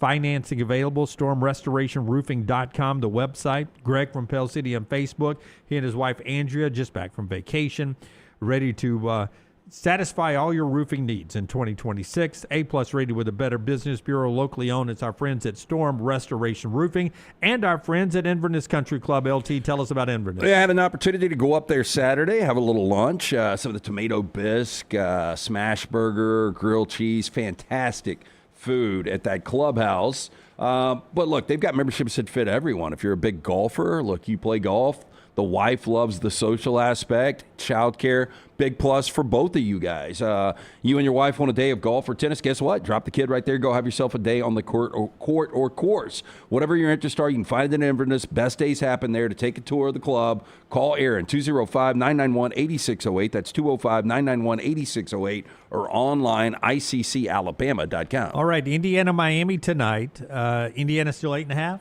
It's down to 7.5. Down to 7.5. Late little money? movement. I have side and total up now. Side and total up at lanceslock.com. The kick will be around 6:50. Pregame show going on as we speak right now from outside of Hard Rock Stadium, where the weather is supposed to be perfect tonight. Indiana, first Big Ten championship since 1967. As Micah Ruzioni tells Brandon Marcello, Micah Ruzioni from the Miracle on Ice team, you want to see that person who nobody believes in. That's what makes our country so great. They embody what our country is all about, talking about Curt Cignetti in Indiana. They were that. It seems like America is on Indiana's side tonight against Miami. Well, Miami's going to have to get back to doing what they do best, and that is getting after the quarterback. 57 sacks this year, first in the FBS. That was really, Mesidor and Bain got neutralized against Ole Miss. They also committed 10 penalties against Ole Miss. And they were 11 of 19 on third downs, which was the most third down conversions they've had under Mario Cristobal. They're not going to be able to do that against this Indiana defense. Mark Fletcher's going to have to run the football. They're going to have to get after the quarterback, and Carson Beck's going to continue to have to play mistake-free football. Everything's going to have to click right for Miami to win this game. But I do think Miami's got a fighting shot. If you are Miami and you put in the Ohio State game tape, and what you did to Ohio State, Brownie, where you pushed them around on the line of scrimmage, I don't know if you can do that to Indiana, but that's Miami's path to victory, right? Is being more physical in the trenches than Indiana is. And that's what they did it to Ohio State. That's how they got here. But couldn't do it to Ole Miss, and that's what concerns you a little bit, is they could not get pressure on Trinidad Chambliss, and that is the whole reason they are where they are right now. Say what you want about Carson Beck or Malachi Tony, really nice players. The whole reason they are where they are is Bain and Mesidor up front have terrorized quarterbacks throughout this playoffs. It started in College Station. It continued against Ohio State. They couldn't do it against Ole Miss, and it almost bit them. This is a much better team than Ole Miss. So if they can't get pressure on Mendoza with those two guys, it's going to be tough for them to win this football game. They got to find a way in this game plan to get back to what they did against Texas A&M and Ohio State. Yeah, I am glad that you brought up A&M because, like, the thing that jumps is Ohio State because of that Ohio State offense. But going on the road, playing in College Station, that was an amped environment, holding them to 3 points, 326 yards, and they had 7 sacks. Dominated up in front. that game. Yep. Yeah, so that's the blueprint you want to get back to. If you're the Miami Hurricanes, is what we did in the first 2 rounds. They play like they get it against Ole Miss, they'll get beat by 21. You know the other game that probably the only game where Mendoza was harassed Penn State? Was Penn State. Yeah. And what did they have to do to win that game? They had a miracle touchdown catch. Final second drive, miracle touchdown catch to win the game. It was also a road game, but this is technically a road game tonight. I don't think Miami will have a significant, if at all, crowd advantage. I agree. Tonight. Brown disagreed with us. I disagreed early, but the more I've seen about it, the more everybody's saying they're just throwing it's a sea of crimson money down. Yeah, these fans are traveling anywer. Like, I think if there was another round in Brazil next week, they would find their way down there. Don't put it past college football to come up with that idea, by the way. I mean, I didn't know there were so many well-to-do Indiana folks in the world. I did not either. Josh Pate, texting with him, and then I heard him on Dusty and Danny from his Inlet Miami hotel. He goes, I cannot tell you how many yachts I've looked at on, and they've got Indiana flags out my window. Yeah. So just on the waterfront, he says if the water traffic's any indication that Miami will be that Indiana will be well represented tonight. That's a flex if Indiana folks got yachts down there. You're flying down. I'm thinking about yacht. Yeah. Not from Bloomington, by the way. There's no water connection. I didn't realize Joe Buck was an Indiana grad. Yeah, I knew that. Because, Troy was talking about that on the broadcast. Freaking Jane Pauley. She had me in tears on CBS Sunday morning. How good was that piece? It was unbelievable. I didn't see it. Oh, it's real. Well, you wouldn't have seen it live. I saw it on social media. She's an Indiana grad, and she did just this essay about how big it is for them to be in the championship game. It was really well done. Her dad was friends with the guy who coached the real-life Hoosiers basketball team. Yeah. She lived 3 miles from that high school. Grew up in the same town. She talked about watching it on TV. I didn't know that game was on TV. It does feel, I don't know if you guys think this is not TCU over Georgia, but the last time we had a national champion pull off this, like, who would you compare this Miami team to? Like, if they do it, it's going to almost be like Oklahoma and Bob Stoops' first national championship over Florida State. Florida State was favored. I was going to say, actually, it feels more like when Ohio State beat Miami. They feel like the Ohio State in this. Yeah, I can say that too. Yeah. I was going to say there's no Alabama comparison, I don't think. Maybe Alabama over Miami in 1992, because Alabama surely wasn't like – they were massive underdogs in that game, but nobody around the country was feeling bad for poor old Alabama, in that game. Yeah, but this will be... Nobody's feeling bad for poor old Miami with the history Miami has. I get it, but this will be the first time that I can remember in a long time where you're like, how did that team win the national championship? Just where Miami was, coming off, the SMU loss. Yeah. Like, we just haven't seen this in college football. And again, it's a different era now, but... if they're able to close the deal here and win as a 10 seed, you're like, damn, that came out of nowhere. I'll remind you, we had them all the way up to number 2, I think, in the AP poll, didn't we? After Notre Dame, USF, but then Florida State. He throws 4 picks on a Friday night against Louisville. It fell apart quickly. Very quickly. All right, Ian Fitzsimmons on the other side when we come back. Show being brought to you by Culver's. Tell us about Culver's, Brownie, and that'll get us to the national championship race to kickoff. Yeah, regardless of who you're cheering for tonight, a great way to celebrate a national championship game. Our friends at Culver's, welcome to Delicious. From juicy butter burgers to fresh frozen custard to that crisp crinkle-cut fries, the gooey golden cheese curds, something for everyone in your crew to enjoy at Culver's. Win or lose, Culver's is the perfect place to celebrate the sweet memories you'll make all season long. So when in Birmingham, stop by Culver's on Stadium Trace or Tattersall Park and make this game day a delicious one. Culver's, welcome to Delicious. Follow Dunaway on Twitter and Instagram at Jim Dunaway. Hop in. Injured in an Uber or Lyft? Here's the problem. Was it the driver's fault? The other car? The app company? Good luck figuring that out while you're trying to heal. Alexander Shinar Trial Attorneys, they've got a guy for rideshare accidents. And here's the best part. They don't get paid unless you do. you heal. They fight. One call, 659-777-7777, or visit alexwins.law. Alexander Shinar Trial Attorneys, because rideshare accidents need an experienced team. Physical office is Birmingham. To everyone who craves a fresh meal made just for you, let our team member Jacob share what's special about Culver's. In Wisconsin, our food comes from the heart, and taking the time to handcraft your meal with care is how we've always done it at Culver's. It's why your Butterburger doesn't touch the grill until after you order. Come to Culver's and let us serve you a Butterburger, made special just for you. From Wisconsin with love, welcome to Delicious.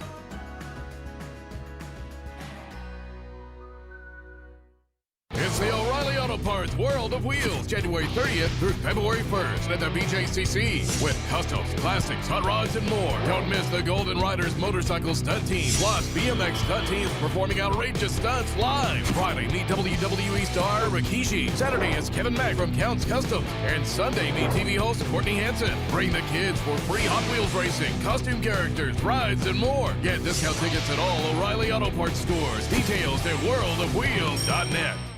Sterling and the fine folks at Champy's Chicken on Highway 119 in Alabaster want to welcome you in for a great lunch or dinner starting at 11 a.m. every day. Chicken that's brined overnight and cooked to order, and the taste of the Delta with those Delta recipe tamales. Champy's is perfect for all your tailgating needs this football season. You can also choose Champy's for your next party, wedding, or birthday. Great food, great people. Champy's Chicken on Highway 119 in Alabaster, and everything online at champyschicken.com. At Central State Bank, we are large enough to serve you and small enough to know you. Manage your money with ease, whether it's mobile banking, hassle-free checking, competitive loans, business solutions, or personalized financial advice. We're your hometown bank with big-time service. Visit us today and experience banking made simple, because at Central State Bank, you come first. Member FDIC.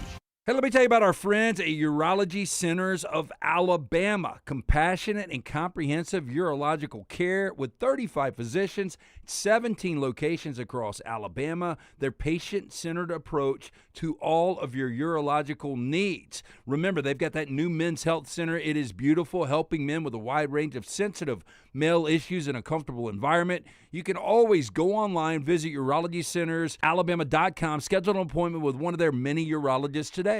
Hey, there's nothing worse than waking up to a plumbing problem. Don't get caught in a flooded house. Call the guys at Hemphill Services. Adam, Chad, and the team at Hemphill are the only ones I trust to fix it and fix it right the first time. Hemphill Services does it right and always at a fair price. For all of your plumbing, cooling, and heating needs, trust the name that Birmingham has trusted since 1954. That is Hemphill Services. Call now, 205-229-2090. That's 205-229-2090. It's bow time. The Bojangles Chicken Rice Bowl is back. Get dirty rice, slow-cooked Cajun pintos, cheese, and your choice of chicken for just $7.49. But order now. It's only here for a limited time. It's bow time. It's bow time. The Bojangles Chicken Rice Bowl is back. Get dirty rice, slow-cooked Cajun pintos, cheese, and your choice of chicken for just $7.49. But order now. It's only here for a limited time. It's bow time. Jim Dunaway, Lance Taylor, Ryan Brown. Live from the Birmingham Racecourse Casino Studios, the next round, presented by Bud Light, is on now. On this MLK Jr. holiday today, it's also National Championship night again, as we are live with you for hour number 2 here, LT and D and B with you. In that Jane Pauley piece, they talked about Rudy. Hoosiers love underdogs. Rudy, which was a Notre Dame story. The movie Hoosiers. Breaking Away was in that story. Was Breaking Away? Did it Great have movie. Did it have Indiana in it? Hoosiers? Yeah, so it was on the campus of Bloomington. A lot of it. It was shot in Bloomington. Dennis Quaid. Very, very good movie. If you've never seen it, it was up for Best Picture in 1979, I think. As we get to Fitzsimmons, I want to show you outside a pub. I don't know the name of the pub, Forrester. Do you know the name of the pub you're about to show me? In Bloomington, Indiana, where I'm sure Fitzy has gone before. He's been everywhere. There's a line. This is this morning, overnight. This is the upstairs pub. The upstairs pub in Bloomington. a line down the street and out the block just to get into the pub to watch the game tonight. They spent the night out on the streets of Bloomington, Indiana, just to get in the upstairs pub as we bring Fitzy in, man. These folks in Indiana have gone batshit crazy for football, Fitzy. Man, there's nothing better, Dunaway. Absolutely nothing better. And I have been to Indiana. I've been to Bloomington. I have not been to that particular pub. This is going back to, good gosh, 02? Holy Buckeye, right? Was that Indiana? Oh, wow. Where Craig Krenzel hits Mike Jenkins up the left boundary, right, on 4th and 2 for a touchdown to solidify Ohio State's run to beat, ironically, Miami in the national championship. I was at a pub called Flanagan's, but I've never been to that one. So there you go. So that's all I got for you. Ian, we were in Los Angeles a few weeks ago for the Rose Bowl. And there were times, Brown was actually in the stadium. I was outside of the stadium doing the man on the street stuff. Never saw you guys. Appreciate the phone calls, man. Oh, boy, you and I talked on the field.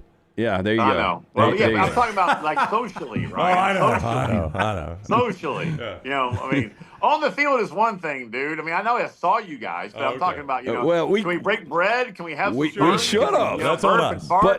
But there were times when I was out there, people were like, what's the fan breakdown on the crowd? And I was like, I think it's 20-1 Indiana fans over Alabama fans. And once you got in the stadium, it was probably more like 10-1.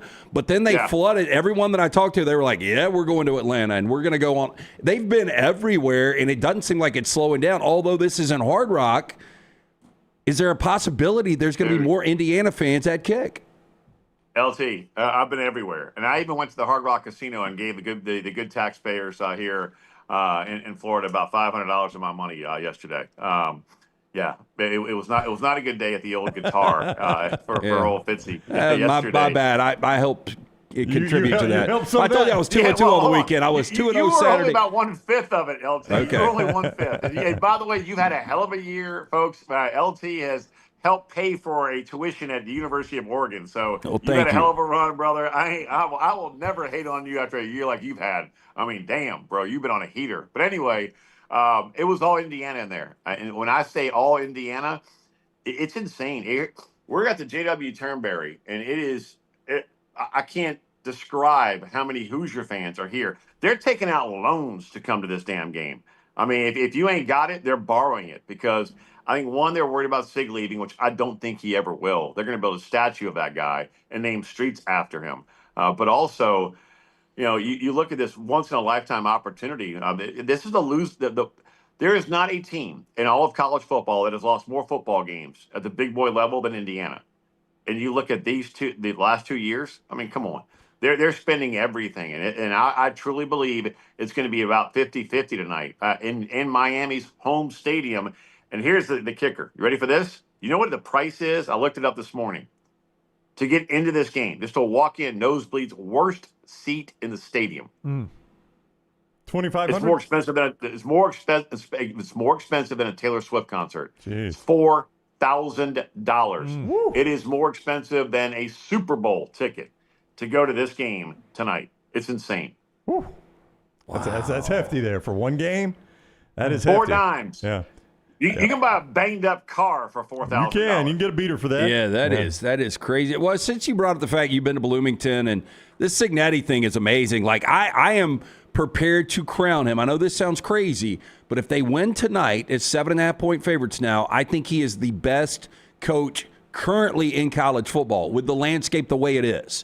No disrespect to Kirby. He's won a couple. Don't disagree. Yeah, but I'm just saying. But I wanted to ask you the question. When was the time when you sat down with Cignetti and his staff and you were like, this guy's special? Like, he's got it dialed in.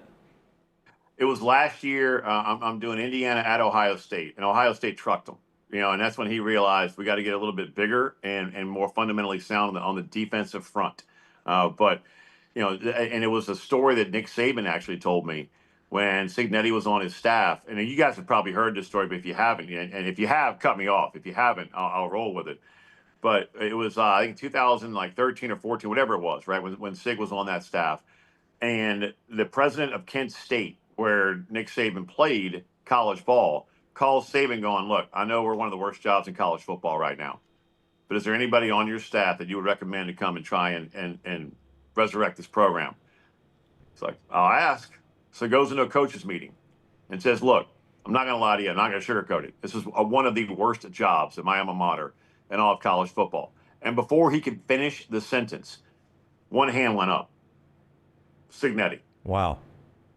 And Saban goes, you really want this job? He goes, this is what? Good gosh, 12 years ago, whatever it was. And he goes, look, man, I'm in my 50s. I've never been a head coach. Yeah, I'll take it, and I'll win. I'm like, are you kidding me? And what does he do? He goes to Indiana University of Pennsylvania, where Saban goes, you're going where? It's like, they offered me. I'm going. And he had Brian Haynes and that staff were with him. Brian Haynes, his defensive coordinator, is going to be a hell of a head coach one day.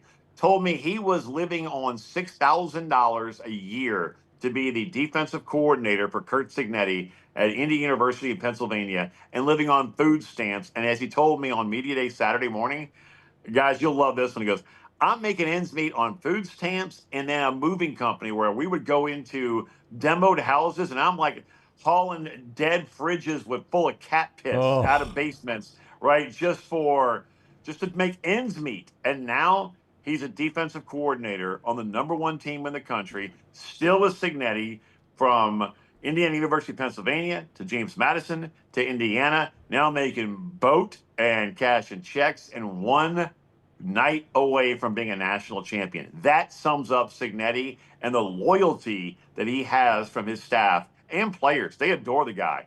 But if you get a wink from Cignetti, that's like getting a hug from your mama. Yeah. That's what D'Angelo Pons, their All-American corner, told me. Like, you get a wink, just a wink, that means everything. Everything.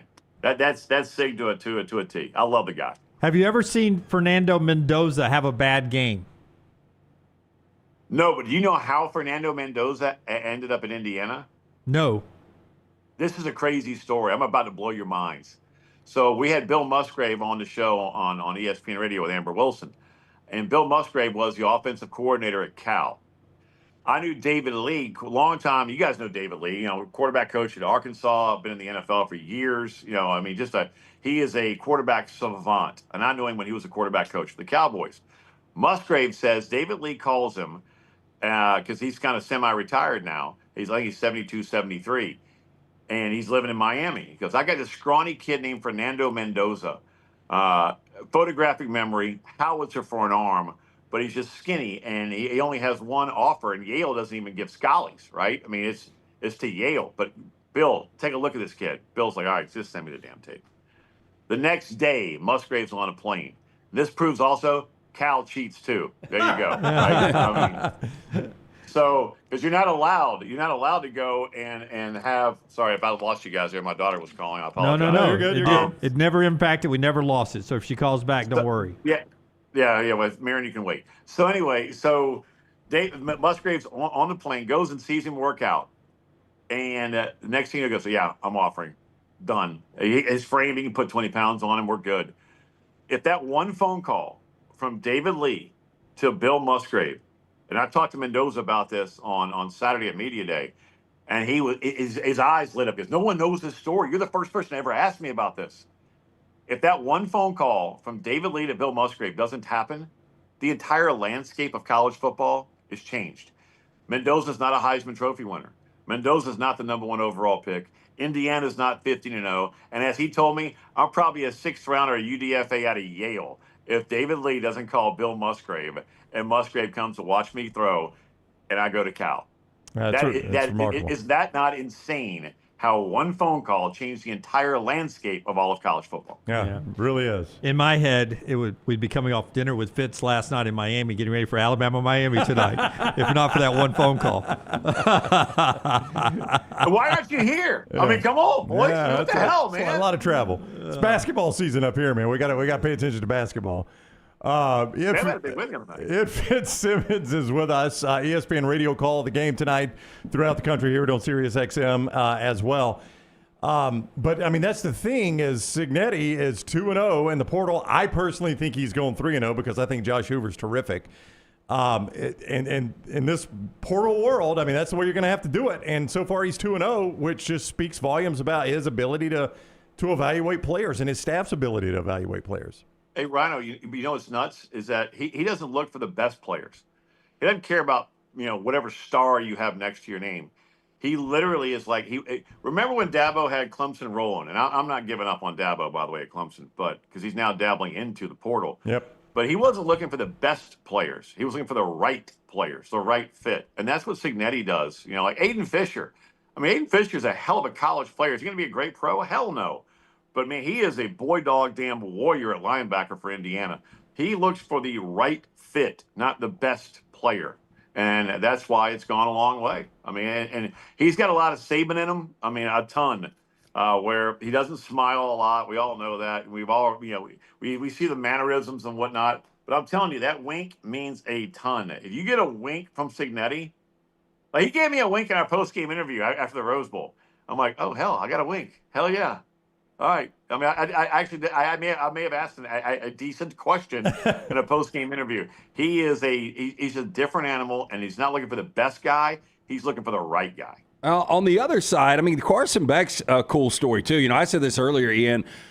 A 10 seed Miami, after they lost to SMU, it seemed like that second loss, they were dead and buried. Then they get into this thing, and you see the defense wreak havoc the first couple of rounds. Carson Beck, 37-5 as a starting quarterback. He's 16-3 against ranked teams. I know the clip that's gone viral was this weekend when somebody asked him about class, and he's like, graduated a couple of years ago. Taking online classes, dude. Yeah. But the Carson. I'm serious. He's going to grad school, but he's taking online classes. But Carson Beck, if you would have said, hey, he's going to win a national championship at Georgia, believable. But for him to transfer out one season at Miami and to have this opportunity is a pretty crazy story as well. No doubt. Now as LT, you and I talk every week, man. I thought the same for NFL scouts. One retired GM, one active GM. I see you waving me off, Dunaway. No. That's code when he asked, do I have another question? I asked Dunaway if he had another question. Hey, I'll talk to you and Ryan. Dunaway, you're done. He was asking, do I have another question? And I said, no, I don't have another question. I've got hours here, man. I'm not leaving the damn hotel till 2. We're going to talk about the Seahawks? I mean, good Lord. Oh, well, that was next. I got injury reports for you, which I know LT wants because, hey, Miami's a little banged up. That was LT's question. Dunaway, you can step away. Okay. I'll talk to Ryan I will. There you go. I mean, I saw it. Okay. Anyway, I don't even remember the damn question now. What was it? Carson Beck, great story. It doesn't matter. You haven't answered a question yet. We've asked a question. You've told great stories. It's been an unbelievable interview. You haven't answered a question. Dunaway, I'm not talking to you. Step aside. Anyway, LT, to answer your question, all my scouts that I talk to have a fourth-round grade on this guy.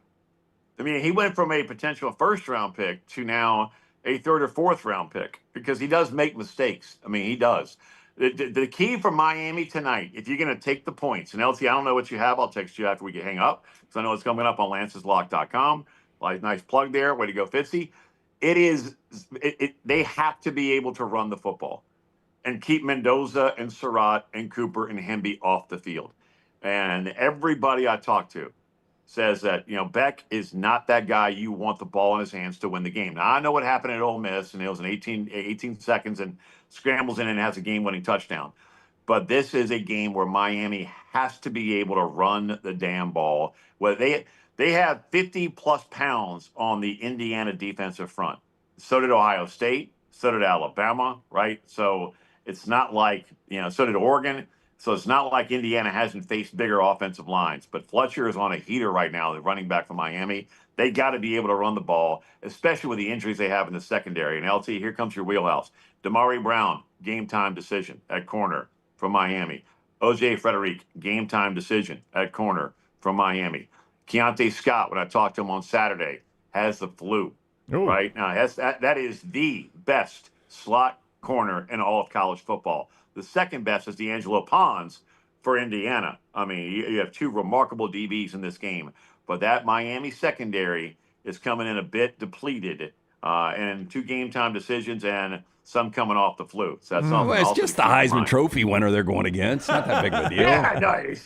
By the way, I mean, again, this dude, take both my daughters. I mean, this young man is just different. He is a remarkable human being.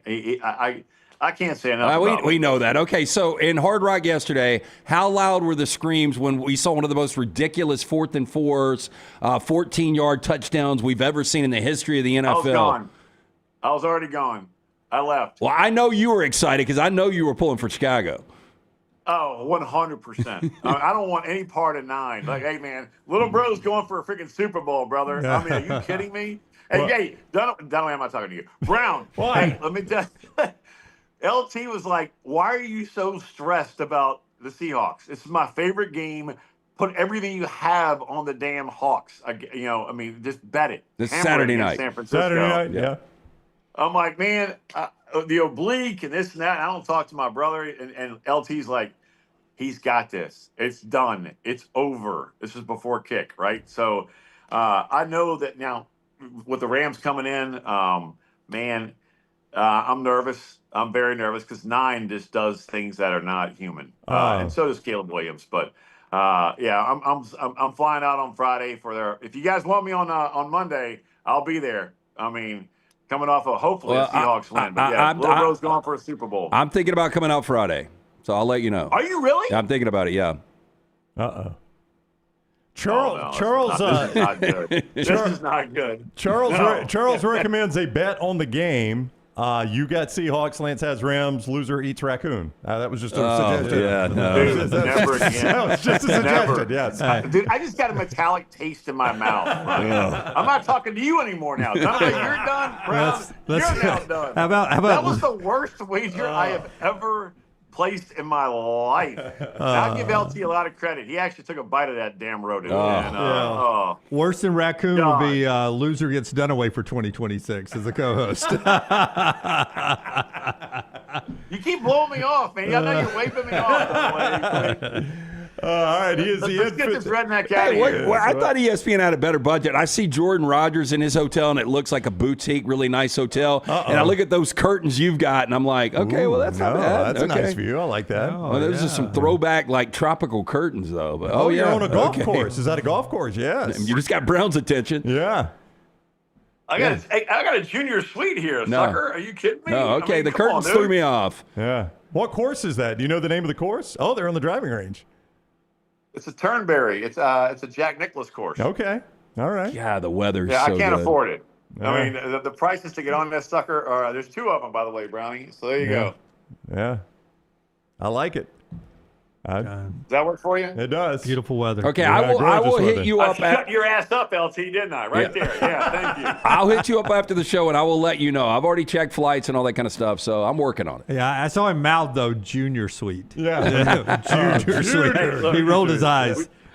Radio has our limitations. Right? So there you go. TV against the big dogs. I'll take the junior suite. I'm good with it. Done and done. You have a mini bar, LT. Come on down, man. You can rate it. Tonight, ESPN Radio.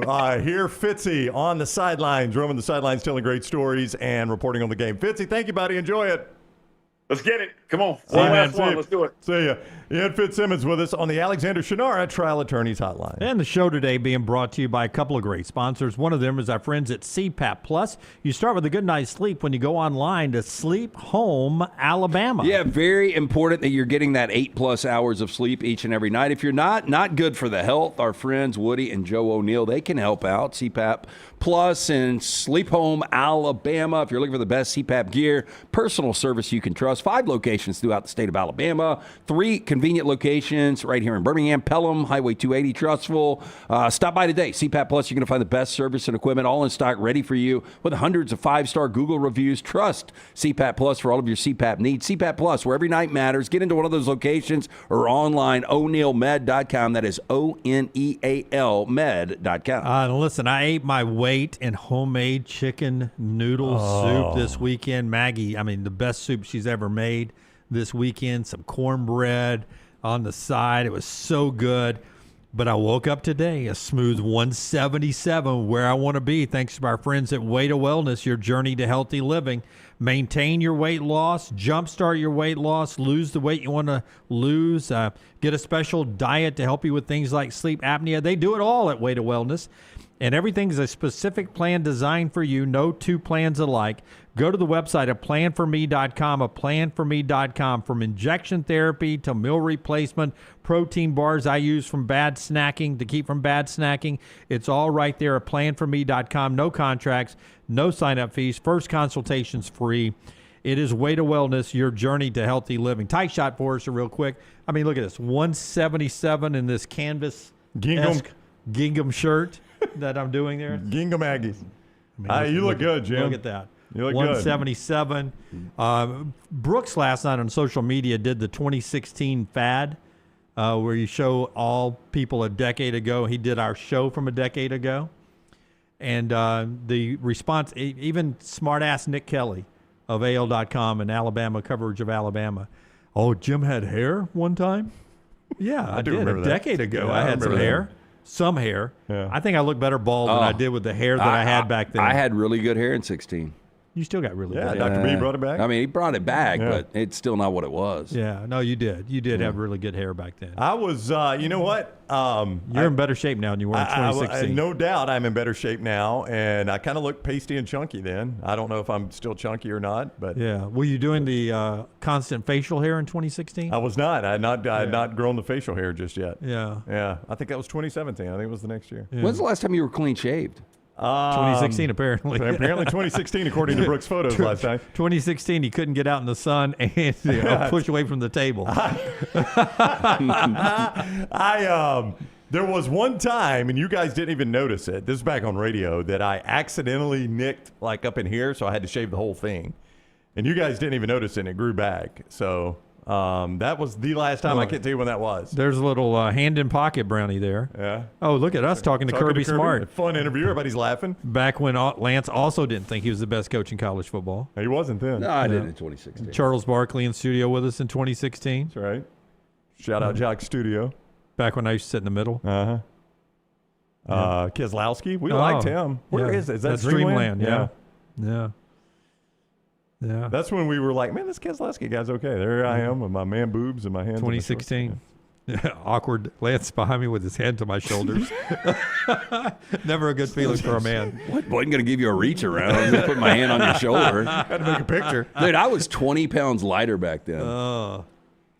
Run him again. Let's see him 20 pounds lighter. I mean, you kind of look sickly skinny, Lance. I'm just going to be honest with you. This was... I was running a lot back then. That was me. This picture with Lance's hand on my shoulder was me at 168. Yeah, that's number 8. Number 8 at Shoal Creek. I can't remember why we were out there. I guess you're telling me I look sickly. Well, you kind of did. I'm just being honest with you. I got good color there. I'm just thin. I mean, you look about 10 years younger. Well, I was. Yeah.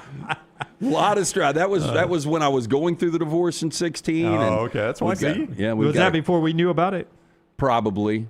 Yeah, actually, I did drop down to like 180 at one point. Was that right after Kirby got the job? How long's he been at Georgia? It was about then, right? Yeah, that was when he got it. That was his first SEC media. Yeah, he's like, oh, sure, I'll come hang out with y'all anytime. Yeah. That's what Kirby used to tell us. When life was so simple. Yeah. Weird fad.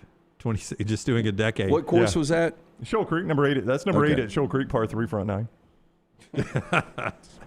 Can't get your hands out of your pocket, but you know the tee box. Little draw 9-iron for the back tee. Yeah. All right. That gets us to our viewing menu. Michelson Laser Vision back to the national championship game after LT tells us about Michelson. 205-969-8100. That is the number you need to call. Ask for Amy. Very important. Tell her the next round sent you. She's going to hook you up with a hassle-free consultation. You have 0 to lose to find out if LASIK is right for you. 205-969-8100. Dr. Mark Michelson, Dr. Jim Michelson, best in the business. For more information, michelsonlaservision.com.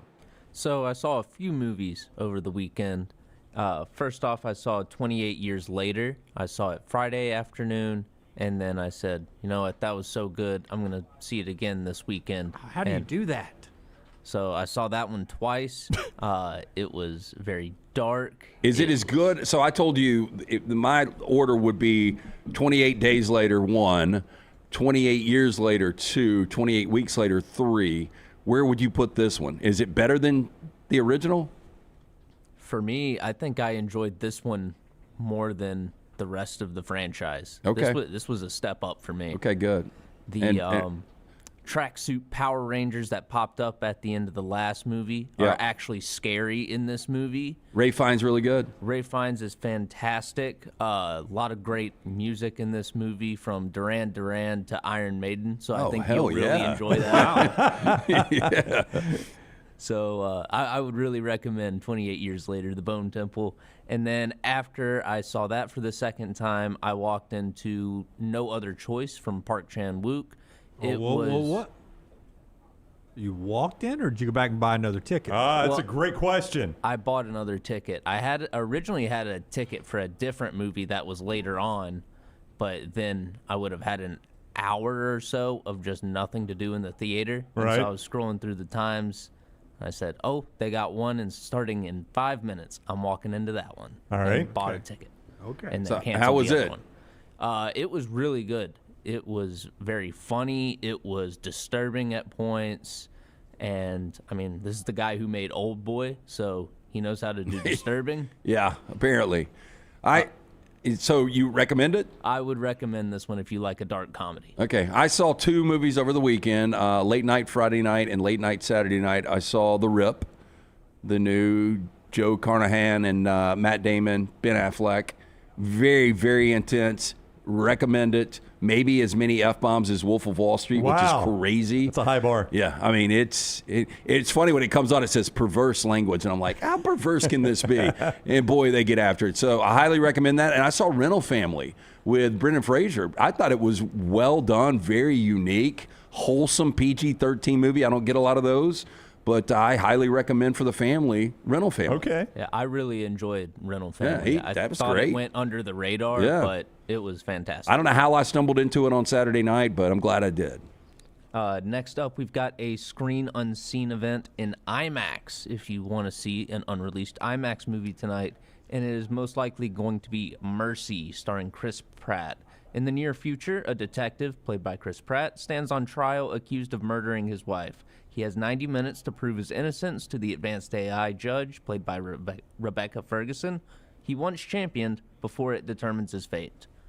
So this one might be good, might be interesting, or it might just be completely generic. It looks terrible. Yeah, I'm not looking forward to this one, but it's out there. And then finally, well, you said Night of the Seven Kingdoms wasn't worth watching.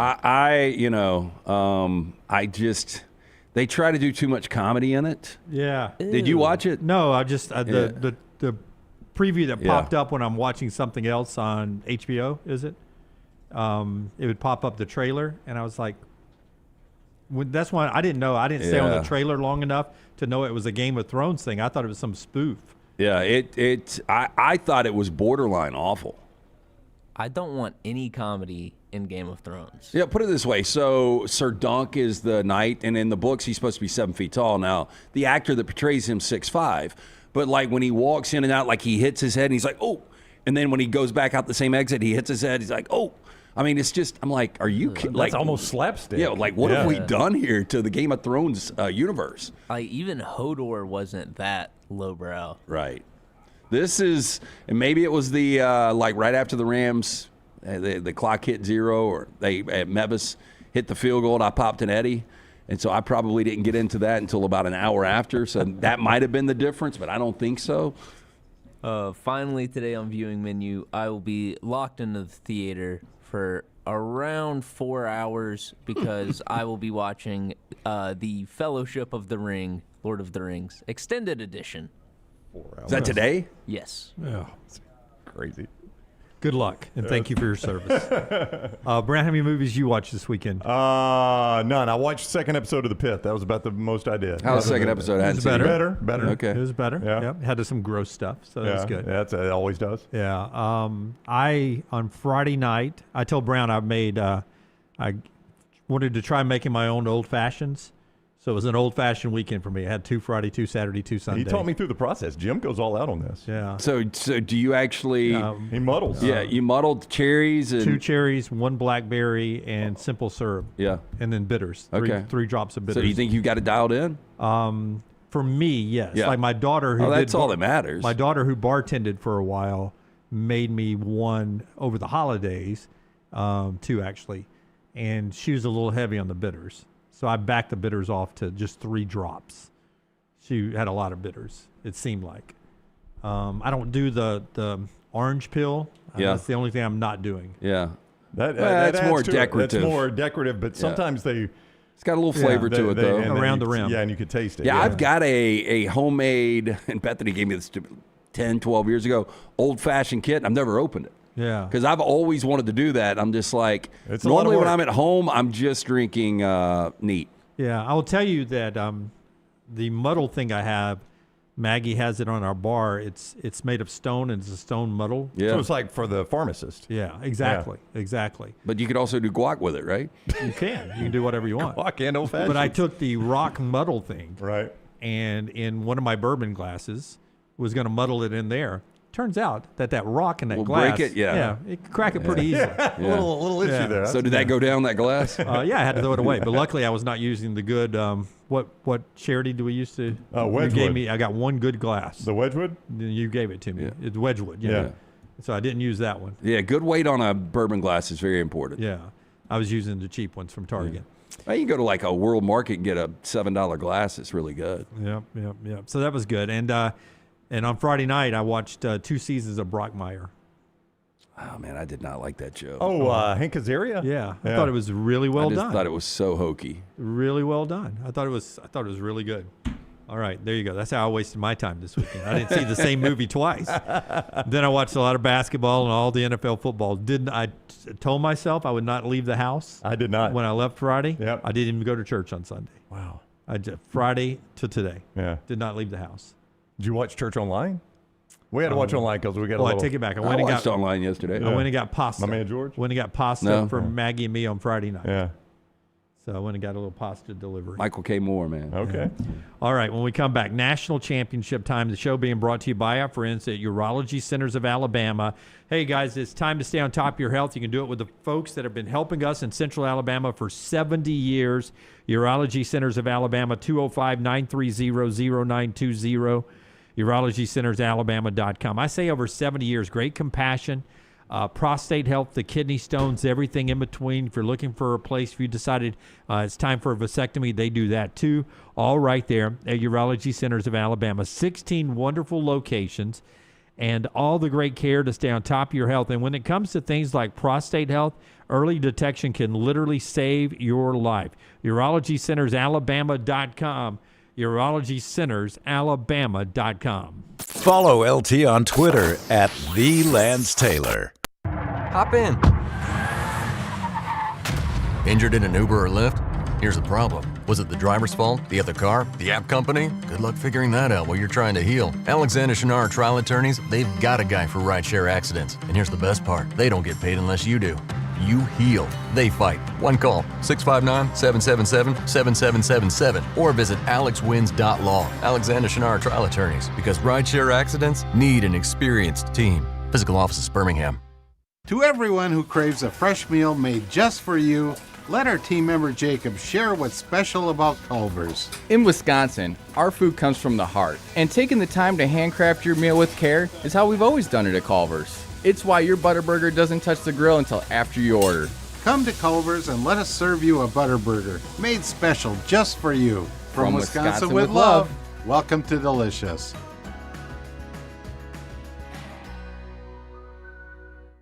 Hey, let me tell you about our friends at Urology Centers of Alabama. Compassionate and comprehensive urological care with 35 physicians, 17 locations across Alabama. Their patient-centered approach to all of your urological needs. Remember, they've got that new men's health center. It is beautiful, helping men with a wide range of sensitive male issues in a comfortable environment. You can always go online, visit UrologyCentersAlabama.com, schedule an appointment with one of their many urologists today. It's the O'Reilly Auto Parts World of Wheels, January 30th through February 1st at the BJCC. With customs, classics, hot rods, and more. Don't miss the Golden Riders motorcycle stunt team, plus BMX stunt teams performing outrageous stunts live. Friday, meet WWE star Rikishi. Saturday is Kevin Mack from Counts Customs. And Sunday, meet TV host Courtney Hansen. Bring the kids for free Hot Wheels racing, costume characters, rides, and more. Get discount tickets at all O'Reilly Auto Parts stores. Details at worldofwheels.net. Hey, there's nothing worse than waking up to a plumbing problem. Don't get caught in a flooded house. Call the guys at Hemp Hill Services. Adam, Chad, and the team at Hemp Hill are the only ones I trust to fix it and fix it right the first time. Hemp Hill Services does it right and always at a fair price. For all of your plumbing, cooling, and heating needs, trust the name that Birmingham has trusted since 1954. That is Hemp Hill Services. Call now, 205-229-2090. That's 205-229-2090. At Central State Bank, we are large enough to serve you and small enough to know you. Manage your money with ease, whether it's mobile banking, hassle-free checking, competitive loans, business solutions, or personalized financial advice. We're your hometown bank with big-time service. Visit us today and experience banking made simple, because at Central State Bank, you come first. Member FDIC. Stop by the New York Butcher Shop and pick up the finest in certified Angus prime beef steaks and burgers, premium pork chops, ribs, and all-natural chicken cut to order just for you. Their chef-prepared entrees and side dishes are the perfect dinner-to-go choice for your family and are ready to heat at home. With a great selection of fine wines and desserts, the New York Butcher Shop is your one-stop dinner shop. 2 locations to serve you, Cahaba Heights and on Highway 119 in Greystone. The New York Butcher Shop. Rare quality, well-done service. It's bow time. The Bojangles Chicken Rice Bowl is back. Get dirty rice, slow-cooked Cajun pintos, cheese, and your choice of chicken for just $7.49. But order now. It's only here for a limited time. It's bow time. It's bow time. The Bojangles Chicken Rice Bowl is back.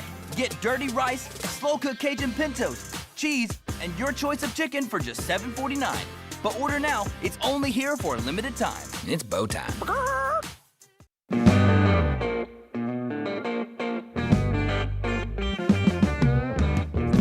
Back with you on the next round. Can we do this tomorrow as we react to the national championship game tomorrow?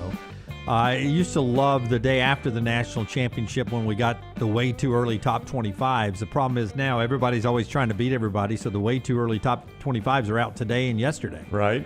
But without looking at anybody's else's, would you guys, however you want to do it, project the way too early top 25 for next year for tomorrow? Sure. I'm happy to. And we can pass it along to Brooks, and he can put it out our composite or whatever he wants to do. Man, 25 is deep. It is. It is. Yeah, I'm happy to do that. Yeah. I mean, it's... If you got time. If you don't worry about it. We do the 40 and 40. This is maybe... Can do it. I just, with the portal and... Well, that's just it. I mean... I think I've come up with a formula in my head the way I'm going to do it. I'm going to do it based on a returning quarterback. Let's go start there. Yeah. No, I would love to see some of them from last year. What do you think they had Indiana at this time last year? I know we had them in the low 20s. No, I get 27 in our preseason poll. Yeah, but coming right off their loss to Ohio State where people had them? Nobody thought they'd be back. I think even the AP poll preseason was 18 or 19, or excuse me, they lost to Notre Dame. I'm going to pull way too early from January 2025. Yeah, okay, nobody as you do that. The show being brought to you by our friends at Central State Bank, Brown. It is the bank that is big enough to meet any need you have financially, but they're also small enough to know you. That's what a community bank does, and Central State Bank is as good as they come. They don't open accounts. They open relationships. Family-owned, community-focused, built on trust for more than 100 years. Central State Bank has served Central Alabama, counties like Shelby County and Tallapoosa County with local decisions and personal service that feels like home.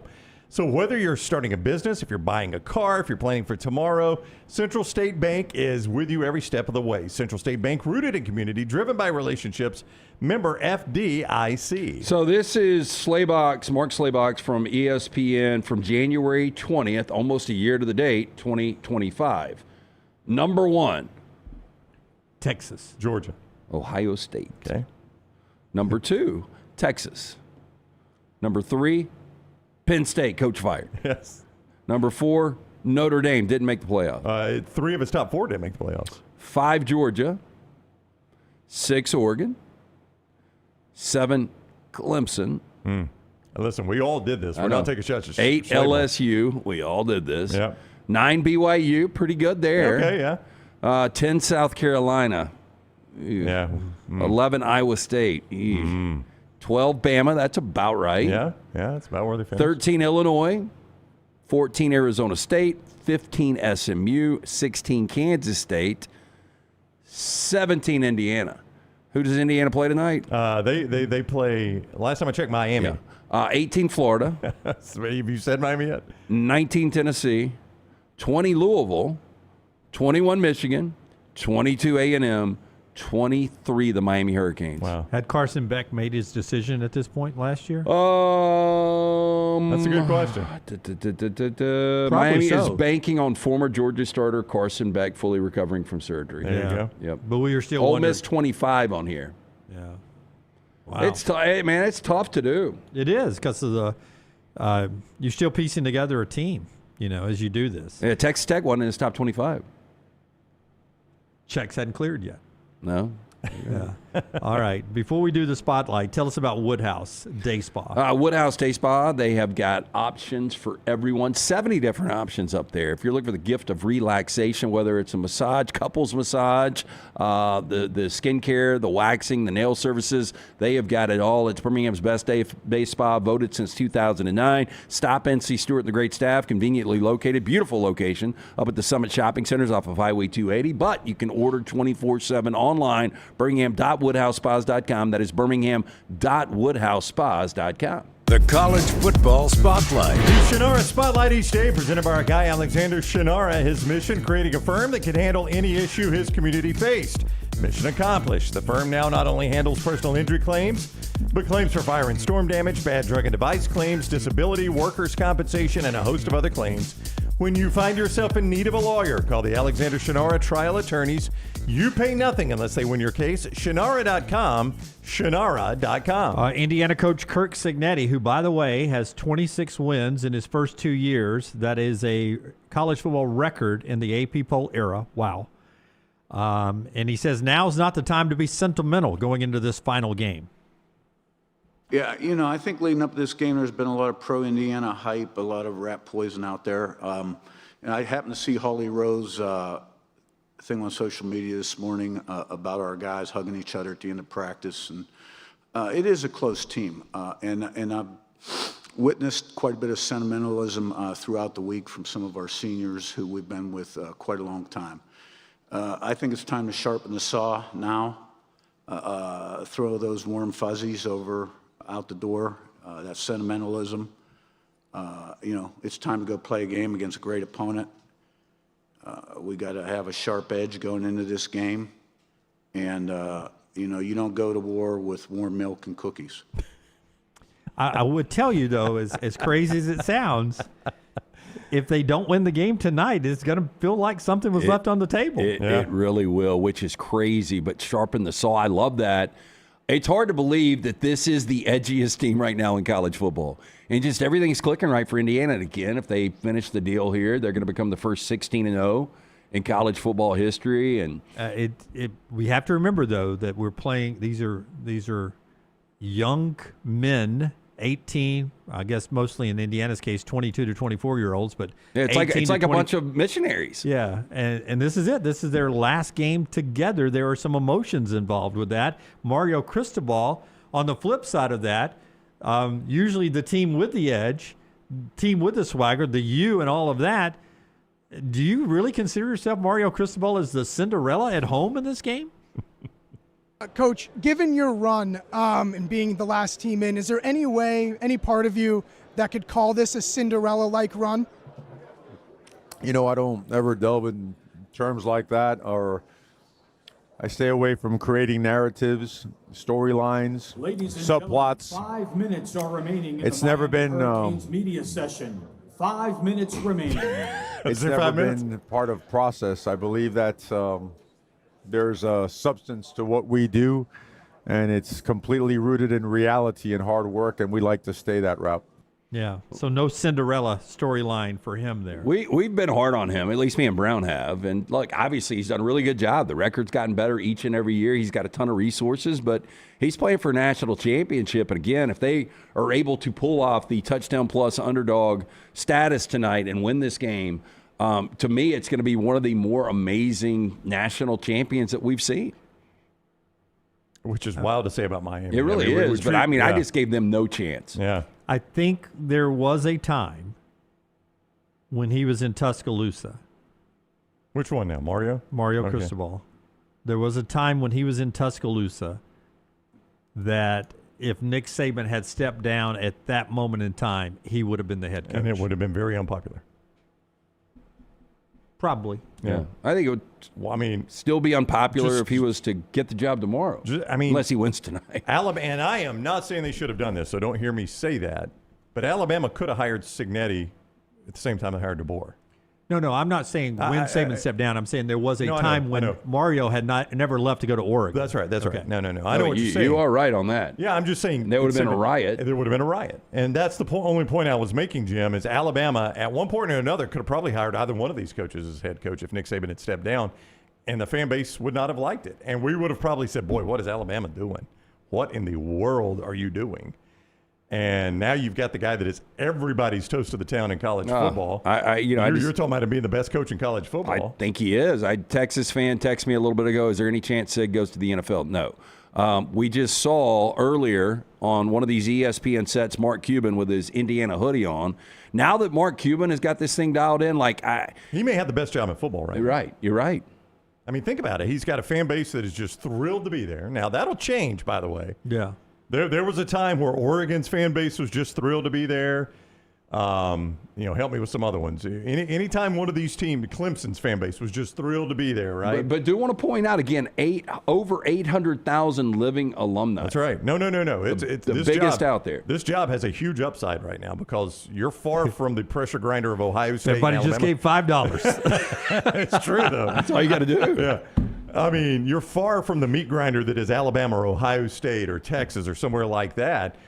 And you've got all the resources you need now.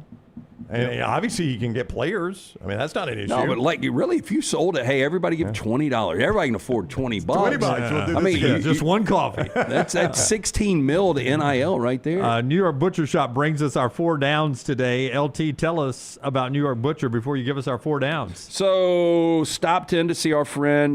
Jim actually wasn't he was at the Cava Heights location. So I went to the Greystone location on Friday. Picked up some of those delicious fillets, just absolutely fantastic. Whether you're looking for the steaks, the chicken, the ribs, the pork, the best out there, our friends at the New York Butcher Shop. The sides made in-house fresh every single day. Fantastic selection of fine wines and desserts. Rare quality, well-done service. 2 locations. Stop in, Cava Heights, Highway 119 in Greystone. It's the New York Butcher Shop. First down. Okay, will Miami have more total touchdowns or turnovers tonight?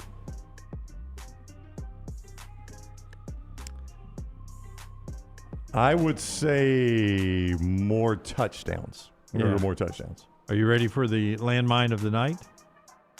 No turnovers for Miami tonight, so more touchdowns. There's your landmine. No turnovers. Okay. Tune in tomorrow when we're comparing C.J. Stroud and Carson Beck. Second down. Second down. Okay, the most passing yards in the divisional games came from Josh Allen, 283 passing yards. You take that or Mendoza total passing yards tonight? I think I'll go Mendoza. You think he's going to go over 283? 283. No, yeah, that's a big number for him. Yeah, I'll take the other side now that I say that out loud. Yeah. Now they may have to win the game if Miami shuts down the run because, Alabama couldn't stop them running the ball. But, man, I mean, if they shut down the run, then Miami's got a legit shot to win this game because exactly they can tee off on Mendoza. That's exactly right. Mendoza's legs might come into play on this game. I think that I would play Josh Allen with more, but, boy, it's going to be close. Yep. Miami lined up and beat Ohio State in the trenches, both offensive line and defensive line, and that's their path to victory tonight. Can they do that against Indiana? I'm gonna still take Josh Allen 283 more than Mendoza passing yards. As Keith says, though, that defensive backfield injury report from Fitzy was not terribly optimistic for Miami. That affects this. Keontae Scott not playing, man. What did he say? He had the flu? Yeah. I mean, I think he'll play. Yeah, but pumping full of fluids. Yeah, pumping full of fluids. Lucas is out the first half with the antiquated, targeting rules we have. Yeah. No way that should be a suspension for the next half. I was okay with it being flagged in the game. Maybe there's a tier where you're actually ejected from that game but you don't. Yeah, it doesn't we carry definitely over. need to tier it. Yeah, got to tier it. I mean, the only way you should be missing the next game, the blatant ones. Yeah. The flagrant two, like in basketball. Yeah, but obvious head hunting situation. I hate the kids getting ejected. Like somebody will get thrown out probably in the first half tonight, and they're gonna, one-time opportunity to play national championship, and they're just being aggressive. And by the way, if they have eligibility left, they have to sit out the first half of the next game, which is in September. I mean, that's insane. Yeah, maybe for a different school. Yeah, exactly. Third down. This one's going to take a little thinking. Junior Seau would have been 57 years old. Which San Diego legend had a better career, Seau or Trevor Hoffman? Thought you were going to give me Tony Gwynn, which I easily go Tony Gwynn. Yeah, I would go Gwynn. Hoffman, though, was 600 saves, man. Yeah, it was really good, but I don't think it equated to as much as they wanted it to. Well, right? I mean, never won a world championship. Seau didn't really either. They couldn't win a Super Bowl. Hoffman actually pitched in one World Series. Yeah. In 1998, Seau went to one Super Bowl in '96. I'm going to go Seau. I'm going to go Seau. It was a more flashy career, but the truth is probably a tie. Yeah, I'm going to take Hoffman, but it's close. I mean, if I go San Diego Mount Rushmore, San Diego Professional Sports Mount Rushmore. Tony Gwynn. Gwynn, Seau. Dan Fouts. Oh, Hoffman's over Fouts. You think so? Mm-hmm. Okay. I mean, that was a big history I get of San it. Diego. But 600 saves, man. Yeah. So the fourth is what you'd be looking for. I mean, LaDainian Tomlinson. Yeah, there's another one you got to put up there. Another good one. I mean, because I'd put LT in front of Phillip Rivers, but Phillip Rivers to me was probably better than Dan Fouts. There's another one. Yeah. I mean, you're giving me relief pitcher in baseball in San Diego. Yeah. I know. That's true. It is hard. I know. Other than baseball in San Hell's Diego. bells for him to walk out to that all the time and just go out and completely dominate. It was pretty awesome. Yeah, it really was awesome. But Tony Gwynn and then football for me. Yeah. Okay. Fourth down. The great Dolly Parton, 80 years old today. Yeah, I woke up. One of the first things I saw on Twitter was a graphic of Dolly. I was like, don't tell me we've lost Dolly. No. But no, just turned 80. Speaking of Mount Rushmore. This is tough. Last year, Thanksgiving, she dressed as a Dallas Cowboy cheerleader. Right? Yeah. So And better pulled career. it off at age 79, by the way. Dolly Parton. Not this year. Okay, 78. Yeah. Dolly Parton or Troy Aikman? Better career? Dolly Parton. And I am a Troy Aikman fan, but Dolly is an Troy icon. doesn't have his own theme park. That's right. I don't go to Troywood. I'm not sure Dolly's is still open, is it? Oh, yeah. Dollywood's He open. does. They're just different named 30-year-olds. Yeah, I would say Dolly is very close to Mother Teresa level. she's iconic. in our country. She does a lot of good work. A lot of it's not publicized. Seems to be universusly beloved. I'd go Dolly Parton. Yeah, and that's saying a lot because Troy Aikman had an unbelievable career. You guys remember this, people around our age. When HBO first took off, they would play 4 or 5 movies a day. That was it, and just rotate them. And I watched 9 to 5 so many times as a kid. And Dabney Coleman chasing her around the office. Yeah, I mean, she's good at whatever. Oh, it's so sweet. Like the sweetest voice in the world, great writer, singer. Yeah, just a great human being. Yeah. And I love Aikman. Aikman's true. Me too. He's the best analyst in the NFL. He is the best analyst in the NFL. And I was can't a believe hot- NBC's got the Super Bowl again. You are down on Collinsworth. And that is our 4 downs. Joel Klatt on the other side. Show being brought to you by Bojangles. Tell us about Bojangles, Brownie. Make it bow time at Bojangles. They've got that chicken rice bowl back right now. It starts with that hearty scoop of dirty rice. A spoonful of slow-cooked Cajun pintos follows. A layer of melty cheese after that, and then they top it with your choice of chicken. It is hot. It is hearty. It is all yours for just $7.49. Don't wait too long. It's only back for a limited time. So if you're hungry, you know where to go. Drive-thru is always open with our friends at Bojangles. It's bow time. Follow Scott Forrester on Twitter at Scott Forrester TV. We interrupt this program for breaking news from the Gators of the litigation situation. Insurance companies have a playbook. I repeat, insurance companies have a playbook. Deny, delay, defend. They know which law firms will fold and settle cheap. They are not on your side. That's corporate greed at work. At Alexander Sonara Trial Attorneys, we fight back. We have the resources, the muscle, and the will to take them on. And you don't pay a dime unless we win. They fight dirty. We fight hard. Call 659-777-7777 or hit up alexwins.law. Physical office location, Birmingham. To everyone who craves a fresh meal made just for you, let our team member Jacob share what's special about Culver's. In Wisconsin, our food comes from the heart, and taking the time to handcraft your meal with care is how we've always done it at Culver's. It's why your Butterburger doesn't touch the grill until after you order. Come to Culver's and let us serve you a butter burger made special just for you. From Wisconsin with love, welcome to Delicious.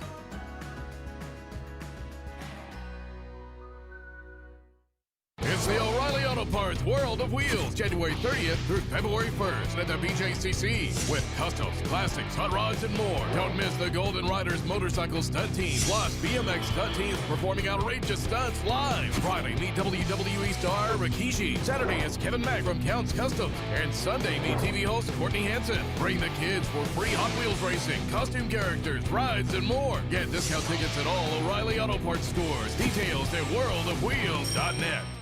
Sterling and the fine folks at Champy's Chicken on Highway 119 in Alabaster want to welcome you in for a great lunch or dinner starting at 11 a.m. every day. Chicken that's brined overnight and cooked to order, and the taste of the Delta with those Delta recipe tamales. Champy's is perfect for all your tailgating needs this football season. You can also choose Champy's for your next party, wedding, or birthday. Great food, great people. Champy's Chicken on Highway 119 in Alabaster, and everything online at champyschicken.com. At Central State Bank, we are large enough to serve you and small enough to know you. Manage your money with ease, whether it's mobile banking, hassle-free checking, competitive loans, business solutions, or personalized financial advice. We're your hometown bank with big-time service. Visit us today and experience banking made simple, because at Central State Bank, you come first. Member FDIC.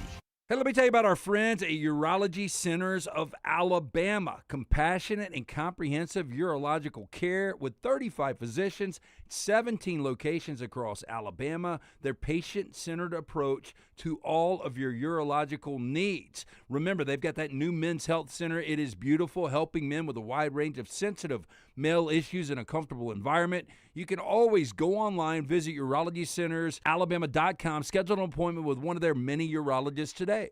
Storm season is here. Make sure you have a plan of action in place right now. Greg from Pell City and Storm Restoration Roofing should be your first call when storms hit. Insurance companies love working with Storm Restoration Roofing because of Greg Nelson's name and reputation in the industry. When storms hit, call Greg Nelson. He's local, 205-542-3531. He's the home of the free no-cost roof inspection. Greg from Pell City on Facebook, 205-542-3531. It's Storm Restoration Roofing. It's bow time. The Bojangles Chicken Rice Bowl is back. Get dirty rice, slow-cooked Cajun pintos, cheese, and your choice of chicken for just $7.49. But order now. It's only here for a limited time. It's bow time. It's bow time. The Bojangles Chicken Rice Bowl is back. Get dirty rice, slow-cooked Cajun pintos, cheese, and your choice of chicken for just $7.49. But order now. It's only here for a limited time. It's bow time. Jim Dunaway, Lance Taylor, Ryan Brown. Live from the Birmingham Racecourse Casino Studios, the next round, presented by Bud Light, is on now. Welcome back to the next round. Klatt with us in just a second. Forrester, can you give me a tight shot, please, real quick? This is for Ainsley on Twitter. You saw it. She says, I don't know if I'm watching the next round or A Spy Who Shagged Me right now. Little Austin Powers. $1 trillion. Austin Powers, a little thing. If I had a little white cat to pet, it would be really cool this morning.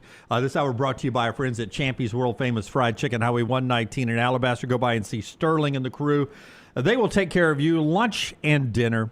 And to-go orders at champyschicken.com. Easy-to-go window to take it home and watch the national championship game or the playoffs coming up this weekend. Happy hour, date night locations. It's all right there with that chicken that's brined overnight. Oh, juicy to the bone. It is so good. champyschicken.com. champyschicken.com. Highway 119 in Alabaster. Go by and see Sterling and the crew and our friends at Gutter Cap LT. My man C-Stu out helping another friend of mine this weekend. Yeah, I'll tell you, our friend Jim at the New York Butcher Shop, his wife called C-Stu last week. They came out, got an estimate. They are getting their gutters capped. So special thanks to Jim again for supporting our great sponsors like Gutter Cap. Jim didn't want to get on that roof. It's dirty. It's dangerous. You don't want to slip, fall, snap the neck, and die. No good to the wife or kids. Cap it, don't snap it. Call Chris Stewart up. He will come out, give you an absolutely free estimate. 205-823-2212. Cap it, don't snap it. For more information, guttercapbirmingham.com. You're watching Hour 3 live with us right now. Joel Klatt in a moment. We discuss NFL playoffs in the first segment, including the Bo Nix injury. Bo's in town for surgery. Heartbreak for him. If you wanted to hear our thoughts on basketball, we did that in the opening segment as well. And Alabama and Auburn portal over the weekend. We did that in segment number 2. That back on our podcast, Apple and Spotify, or here on the YouTube channel. If you're watching us live, you can go back and see that in its entirety. Darian Mensah leaving Duke, likely for Miami, according to reports. DJ Lagway officially signs with Baylor. That's where he ends up. Ryan Staub, Colorado quarterback, is going to Tennessee. Now, they've got a 5-star who could be the starting quarterback. Hard to believe Ryan Staub would be the starter for Tennessee next football season. Hard to believe, but, desperate times. I mean, it ended up being a pretty thin quarterback portal because everything went early. And then, Simpson never got in the portal, which Tennessee would have had some interest if he had been in the portal. Hell, I mean, we didn't even know Mensah was going to be in the portal. Wonderful story developing if you're a USC fan. Gary Patterson is talking with Lincoln Riley potentially to become USC's new defensive coordinator. Would that excite you? Yeah, it would. I mean, Deanne Lynn, I thought, did a good job. I mean, it was a much better defense over the last couple of years. But, yeah, I mean, Gary Patterson, the guy, say what you want about the head coach. There were some inconsistencies. I thought he did a great job with TCU, obviously almost playing for a national championship, but he knows defense, and I think that would be a really, really good get for Lincoln Riley. It feels like oil and water, though, doesn't it? Gary Patterson and Lincoln Riley, those two just do not seem like they could coincide. Yeah. But if Gary Patterson, can check, he doesn't seem like an ego guy. I can check it and knows his role. And if Lincoln Riley's like, look, I'm delegating, it's your defense, I'm not getting involved. Well, Chad Bowden's going to get the personnel and you'll have great players and I'm going to do my offensive thing and you just take over the defense. I think it could be really good. You're the defensive head coach. I'm the offensive head coach. That's it. I will not say anything. Yeah, you've mentioned it before, almost an NFL setup. That's right. That's the way it works in the NFL. Trinidad Chambliss has filed a lawsuit in the NCAA looking for another year. I assume it would be at Ole Miss. He did not enter the draft, did he? Or has it yet? No. I don't think so. And his window has closed, I believe. Probably a special exemption if he is turned down from the NCAA.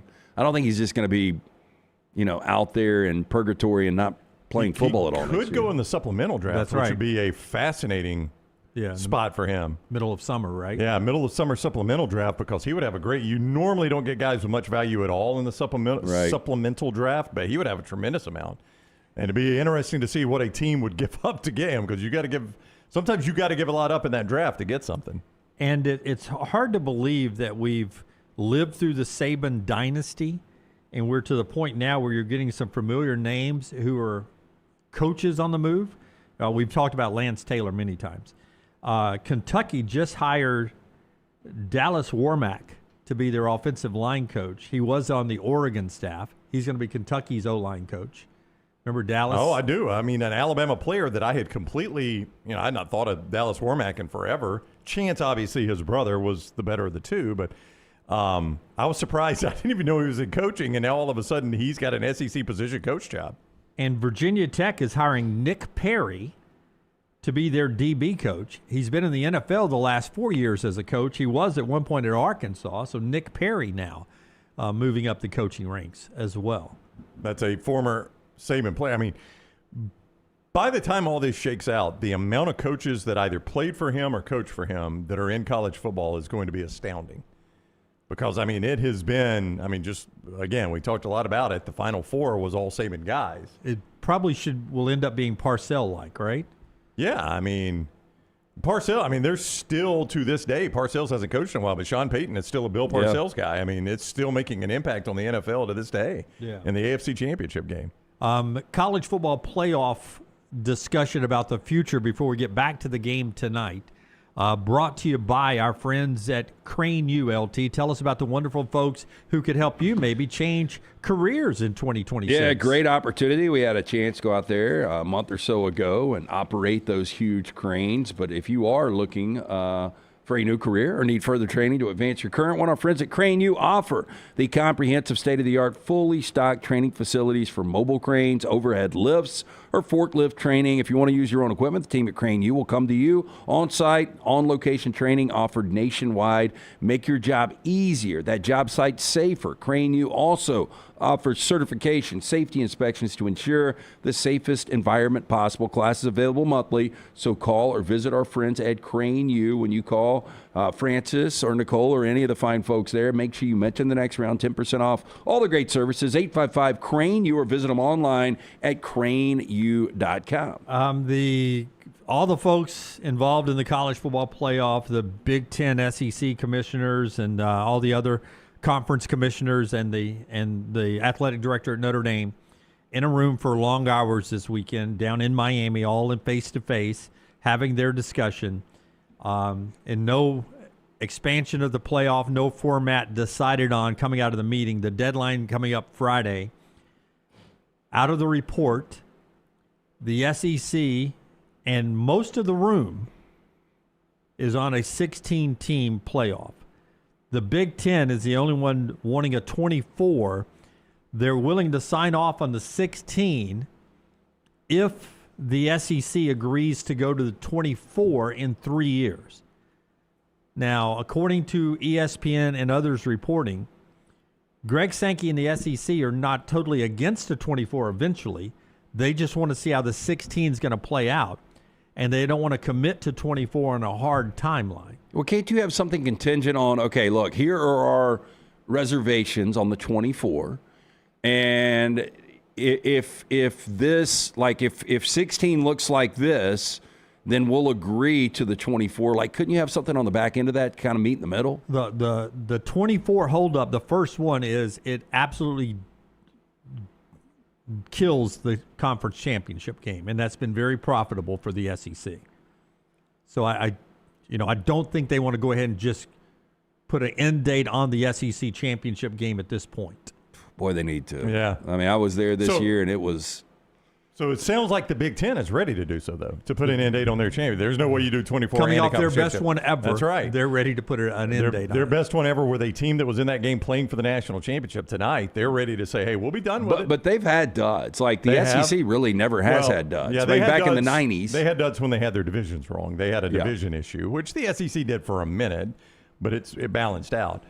And one more thing, Okay. as you expand, the expansion discussion coming out of the room, according to everyone, the SEC and the Big Ten really make the decision. The other guys will just listen and vote however they want to go, but it's the SEC Big Ten decision.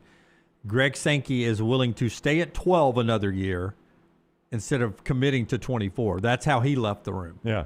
Tony Petitti wants 24 at some point to have a firm date on it. So if you were to sum this up, Greg Sankey is, I'll do 16 tomorrow. Right. But I am staying at 12 instead of going to 24. That's where Sankey is. That's right. And Petitti is, we'll do 16 tomorrow if you promise me in 3 years we'll go to 24. Yeah, I need a firm date on when we're going to 24. That's right. So that's basically where the two power brokers stand. Yeah. What? Here's my takeaway, Lance. They at least agree on 16. So you could start there, right, and maybe find some peace somewhere. But I would rather have 12 than 24. I'm with you. I think Sankey's right on I can this. stomach 16. 24 is ridiculous. I just don't know why I think I want to go to 16 myself. But 24 gives you 2 rounds on campus, so you guys want that, and keeps the bowl games. Boy, we are jumping from 12 to 24 in a hurry. Like We're going from 4 to 24 in a hurry. Yeah, we really are. Like I want 16, but I'm also okay saying we can plan to go to 16. Let's have a plan in place, but let's just see how 12 works for a minute before we do this. We don't even really know if the 12-team playoff works. We had it one year where the seeding was completely screwed up, and we immediately realized, oh, that's a problem. Then we've had it year 2 where I think it's worked pretty well. I don't know about you guys. Do you think 12 has worked pretty well this year once we got the seeding right? I think it has, but again, we haven't had good games. We've had 2 good games. You think adding teams is going to do that? No, that's what I'm saying. Yeah. Like, that would be my fear. I think adding teams and taking away one of the Group 5 would have helped. Because, again, you would have had... But we need to take both Group 5s. Well, I don't disagree with you, but you're probably not going to be able to do that. We would have still had Ole Miss Tulane. But we've pointed this out before. You would have had Oregon versus Notre Dame. That is a far... I mean, I would say, okay, I'll take Ole Miss Tulane if I can get Oregon versus Notre Dame. I mean, I know I'm going to have one of these Group 5s in there, but the rest of it would have been really, really solid. Oh, it would have been. Yeah. I know it's make-believe world, and you can never go back to this. But in my EA Sports College Football dynasty I'm playing, I rearranged all the conferences back to the way they were. Big Ten's got 10 teams. Pac-12's got 10 teams. The original, the USC, the Arizona State. Well, what's the SEC got, 12? SEC's got 10. The ACC's got, I gave them 10. I put South Carolina in there just so they could play 9 conference games. The Big East has Miami again, Virginia Tech again. Southwest Conference exists again. Why don't you send this model to Petiti and Sankey and say, hey, this is what we need to do? The Big Eight's got 8. Yeah. And the Big Ten's got 10. Penn State's an independent. Notre Dame's an independent. There's a lot of independents. That 6 conference champions. There's no place for a group of 5 because there's not a group of 5. All the conferences are the same. So who's good in your world? It's amazing how three seasons I've played like that. It's amazing how good the playoffs look when you've got 6 really good conference champions that have had to win of all those conferences, and then you got the best 6 other teams. And there's no even guarantee for certain conference champions in there. But it ends up the conference champions are good enough to be in there. It's really good. The problem is, if you're the SEC or the Big Ten, you're giving up too much power because, all of a sudden the independent has 2. It has Penn State and Notre Dame in there. The Big East has Miami in there. The ACC has Florida State in there and maybe Clemson. And the SEC ends up with only 2. The Big Ten with 1 or 2. The Pac-12 with 1 or 2, and you end up with 12 that. But it's hard to get more than 2 if you've got only 10 teams. Yeah, that's right. You mean you got 12? Yeah, that's exactly right. But it just looked so good, and I think, and everybody's like a 9-game conference schedule with 10 teams in the conference. So you play everybody in your conference. It just, I think our biggest failure was making these conferences so big. And getting rid of the Pac-12, Pac-10, the Southwest Conference. It made the Big financial 8. sense at the time. Oh yeah, this is make-believe world. Yeah. It's not real world. The SEC would never want to give up the Texas and the Oklahoma brand. And you could never convince the Big 12 to split back into the Southwest Conference and the Big 8. Yeah. But when we had those small conferences, that's when we started to mess it up. I agree. I mean, again, it made financial sense then. In your reading on this, does it indicate how locked in Sankey and or Petiti are on the bowls having to be part of this? I mean, are either one of them fighting hard to, or both of them? Still, the bowls would be part of it in the quarterfinals, the semis, and the national championship. I get the feeling they, like me, I'm not in favor of this national championship game on January 1st. I don't want one game. No. On January 1st. I like having the quarterfinals, 1 on New Year's Eve and 3 on January 1st. Yeah, I agree. That's been a great 30 hours of football, 40 hours of football for me. Yeah, is the 50-plus days a little too long? Maybe. Yeah, I mean, it's 51 days since Miami Miami played their last regular season. Yeah, but I don't have a problem going into the second week of January. Yeah. Well, again, it's going to have to go further into that. If we played 4 games, then there's still another week and another week. What is today, the 19th? You do know next year's national championship game is on the 25th. 25th. Did you just say that? Did not, okay, but I do know that. You shook your head like you just said it. Well, you were asking me, did I know? No, I do know. No, you do know. I was texting Klatt. Total week later. Yeah, Klatt's had a small issue come up. He may have to bump to tomorrow to react to the game rather than preview the game. But the 25th is obviously the latest we've ever had a national championship game. January 25th next year in Las Vegas. 1 week from tonight. 1 week from tonight is when they will play. Yeah, it's when they will play the national championship game, which is crazy to think about. You know, it had never occurred to me, and I think you maybe had the thought about the same time I did, and I brought it up. Like, if we're so dead set on these Jan 1 bowls, all right, let's play them in the bowls on January 1, and then go back on campus after that. Yeah. I mentioned that with you too. Yeah. I never really thought through it. I had written it down and you said it out loud without looking at my sheet. We both had thought about it. Like, okay, January 1st, That's those fine. bowl games, the That's quarterfinals. Fine. Yep, everybody gets their bowl games. Everybody's happy. On campus bowl games. That's right. On campus national championship game. I mean, who says that once you go to the bowl games, well, now we got to stay in the bowl games? No, we don't. We're creating this as we go. We can do anything we want. So go back on campus for your semifinals. We just, at that point, we have to tell the Peach Bowl and then one other bowl that we choose, either the Fiesta or the Cotton, that you really are not one of the big bowl games. We've fathered you into the New Year's Six bowls. It was a nice run. Yeah, you got you. In my opinion, I would kick out the Fiesta and the Peach and would run with Sugar, Cotton, Orange, and Rose. Old school. Yeah. Probably with the promise to those that, you'll get in the rotation for the national championship game more often than not.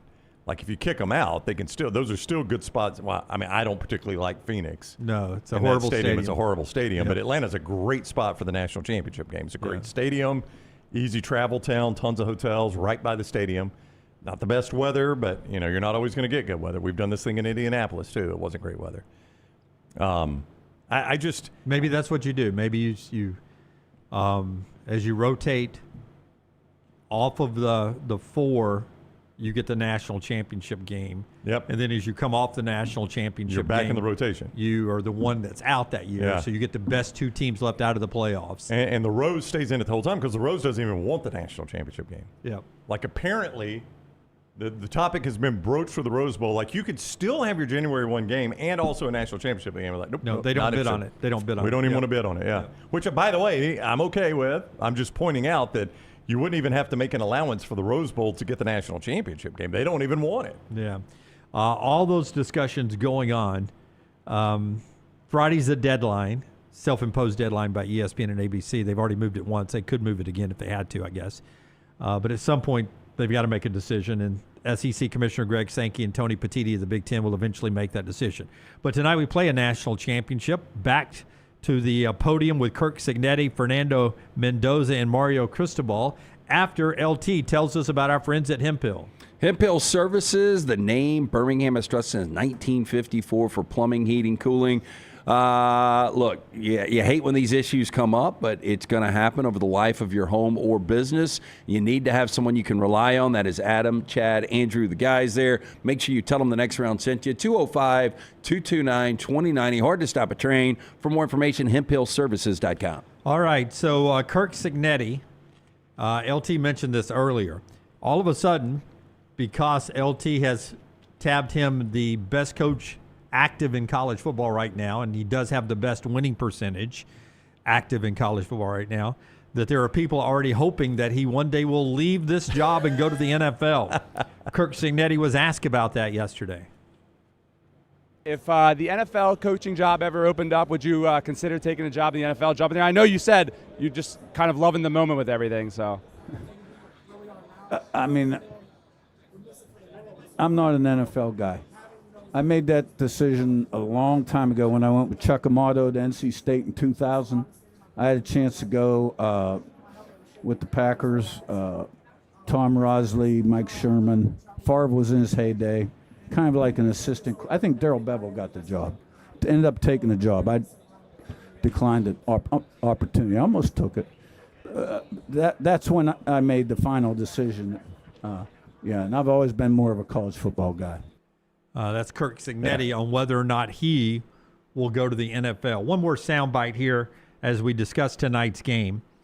Mario Cristobal on the targeting rule in college football. Remember, Lucas, one of their main defensive players, cut 8, Tyler, is going to sit out the first half on what was a questionable targeting call. I don't even think it was clear-cut targeting. And now he's got to miss out. Mario Cristobal, he has a strong feeling about one of his best players sitting out the first half of the national championship game tonight. Mario, I'm wondering if you feel like the targeting rule that suspends a player for the first half of the next game, if it happens in the second half, should be revisited considering the consequences it's going to have potentially for this game. Certainly do.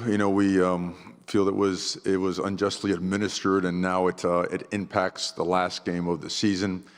And we do have the ability, again, as an officiating crew and the powers that be, to revisit that, to give every team due process and their best ability to compete in this game. Yep. And they looked at it again and still stuck by the suspension, which doesn't make sense. So he'll be out the first half. Joel Klatt's going to be with us in the next segment. So we missed Joel by 30, but he's still going to make it on the show. He's coming up on the other side. With that in mind, we'll go ahead and knock out trash here, brought to you today by our friends at A+. Tell us about A+, Brown. That is our guy, Brad Bell. He is the guy that when it came time to redo the master bath in the Brown house, my wife jumped on the internet and she scoured it looking for the right person for the job. Brad was the guy she picked. Brad Bell does great work, and he specializes in master bath, kitchen, and master bedroom closets. So if you get ready for one of those rooms, Brad can do it. Now, why do I point those rooms out? Well, they're important. When you live there, you want them to look the best they can and be the most functional they can. But you also, when you go to sell your home, can make your money back on those rooms to a certain extent. So get Brad in there. AlabamaBathRemodels.com is his website to see more before and afters. AlabamaBathRemodels.com or 205-422-1758.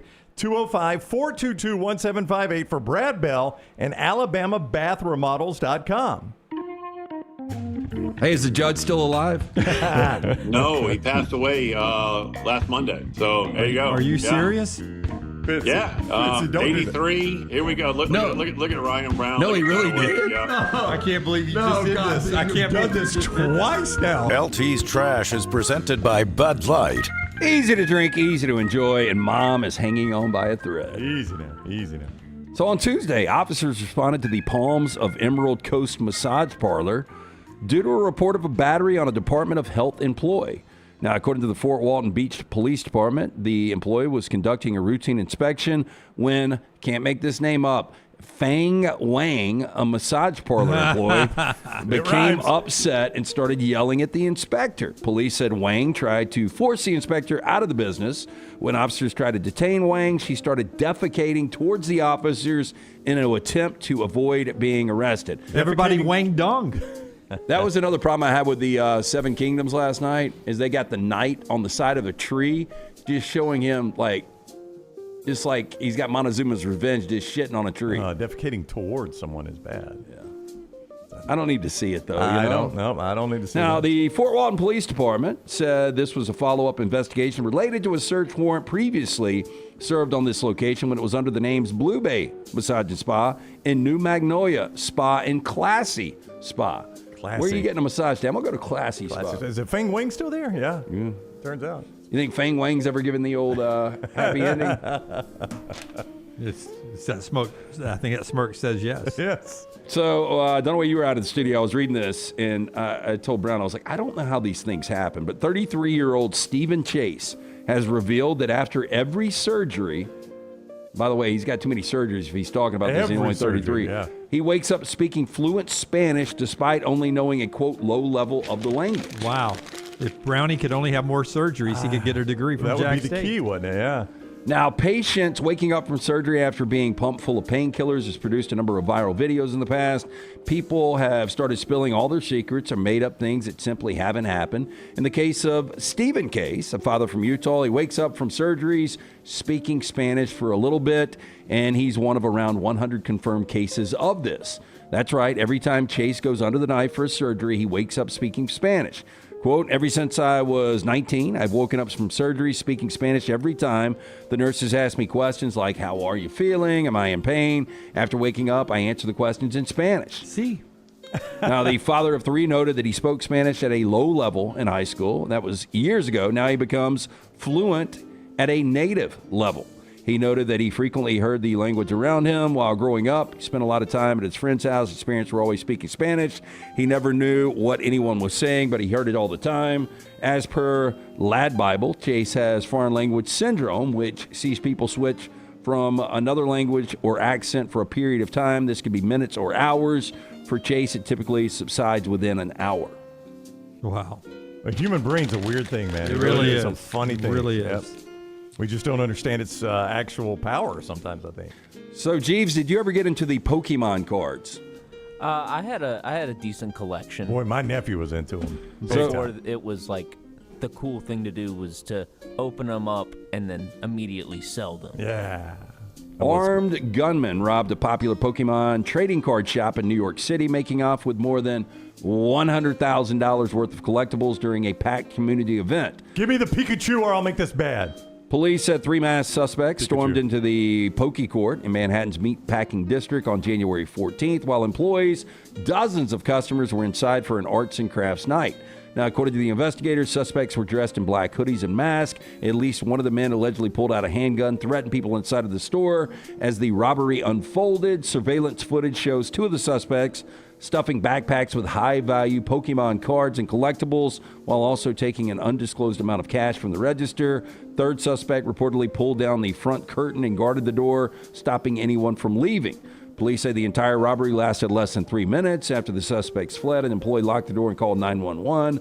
No injuries were reported. One of the hosts of the event, Al Creamy Sunday, can't make that name up either. Is she no Feng Wing? Shared an emotional video on X describing the moment the gunman rushed in while she was leading a Pokemon card top-loader decorating session.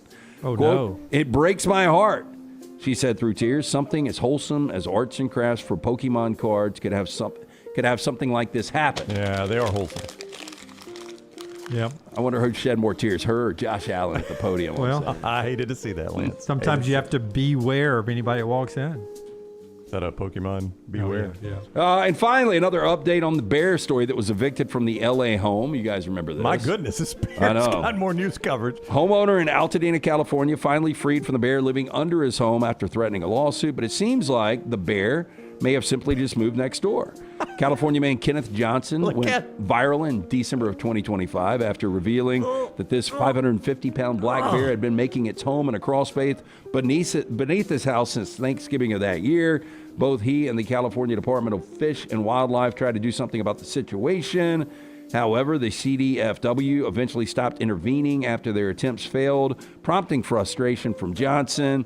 Then in January of 26, Bear finally chased out of the crawl space by the rescue organization Bear League, who successfully rooted the squatter out of his hiding place within minutes. As reported by KTLA on January 13th, another black bear has made a home for itself beneath the house of a different Altadena resident who lives less than a half mile away from Johnson's address. According to the homeowner, the bear has made itself cozy beneath their house for about 4 to 5 days at the time of the report. Now, KTL reached out to the CDFW on the homeowner's behalf. The outlet states that the spokesperson for the group assured that they are, quote, looking into the situation. Oh. Man, I saw a video over the weekend of a polar bear goes into a community up in Alaska. Oh, no. And yeah, dude's off his snowmobile. He's like, he's doing something. He sees the bear and the bear's running for him and he's running for the snowmobile. Makes it just in time. Oh. And then I saw another one of an elephant getting a hold of a dude. Didn't work out for him. Yep. All right. That is Trash Today, brought to you in part by our friends at Michelson Laser Vision. Tell us about Michelson Laser Vision. Make the phone call I made back in 2003. Over 2 decades ago, I got the procedure done. 205-969-8100. Dr. Mort Michelson, the first to perform the surgery in the state of Alabama back in 1995. Make the call that I made. Ask for Amy. Tell the next round sent you. She's going to hook you up with a hassle-free consultation. 0 to lose to find out if LASIK is right for you. 205-969-8100 or michelsonlaservision.com. All right. Joel Klatt when we come back on National Championship Monday here on the next round. We interrupt this program for breaking news from the Gators of the litigation situation. Insurance companies have a playbook. I repeat, insurance companies have a playbook. Deny, delay, defend. They know which law firms will fold and settle cheap. They are not on your side. That's corporate greed at work. At Alexander Sonara Trial Attorneys, we fight back. We have the resources, the muscle, and the will to take them on. And you don't pay a dime unless we win. They fight dirty. We fight hard. Call 659-777-7777 or hit up alexwins.law. Physical office location, Birmingham. To everyone who craves a fresh meal made just for you, let our team member Jacob share what's special about Culver's. In Wisconsin, our food comes from the heart, and taking the time to handcraft your meal with care is how we've always done it at Culver's. It's why your Butterburger doesn't touch the grill until after you order. Come to Culver's and let us serve you a Butterburger made special just for you. From Wisconsin with love, welcome to Delicious.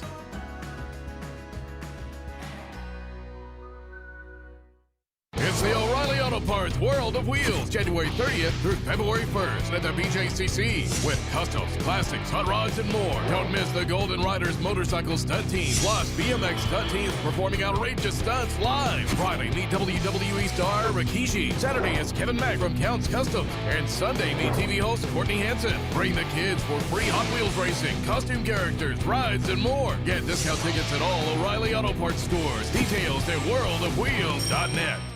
Hey, Lance Taylor from the Next Round to tell you about one of our favorite places for breakfast, lunch, and dinner. That is Hamburger Heaven since 1982. Hamburger Heaven has been serving Birmingham's best hamburgers, cheeseburgers, French fries, hand-spun milkshakes, and sandwiches made fresh to order. All of their ingredients are fresh and prepared daily. This includes their beef, always fresh, never frozen, hand-pattied each and every day. For breakfast, lunch, or dinner, visit any of the 4 locations, Highway 280, Irondale, Gardendale, and Homewood. Remember the name Way to Wellness if you're battling weight loss in your life. I'm Jim Dunaway from the Next Round. There was a time I was over 216 pounds until Way to Wellness helped me lose 45 pounds, and now for over 2 years, they've helped me keep that weight off. Here's their website, aplanforme.com, aplanforme.com. That's a great name for a website because there's no cookie-cutter plan. Everything is designed specifically for you. No contract, no sign-up fees, and your first consultation is free at Way to Wellness. Hey, let me tell you about our friends at Urology Centers of Alabama. Compassionate and comprehensive urological care with 35 physicians, 17 locations across Alabama. Their patient-centered approach to all of your urological needs. Remember, they've got that new men's health center. It is beautiful, helping men with a wide range of sensitive male issues in a comfortable environment. You can always go online, visit urologycentersalabama.com, schedule an appointment with one of their many urologists today. At Central State Bank, we are large enough to serve you and small enough to know you. Manage your money with ease, whether it's mobile banking, hassle-free checking, competitive loans, business solutions, or personalized financial advice. We're your hometown bank with big-time service. Visit us today and experience banking made simple, because at Central State Bank, you come first. Member FDIC. It's bow time. The Bojangles Chicken Rice Bowl is back. Get dirty rice, slow-cooked Cajun pintos, cheese, and your choice of chicken for just $7.49. But order now. It's only here for a limited time. It's bow time. It's bow time. The Bojangles Chicken Rice Bowl is back. Get dirty rice, slow-cooked Cajun pintos, cheese, and your choice of chicken for just $7.49. But order now. It's only here for a limited time. It's bow time.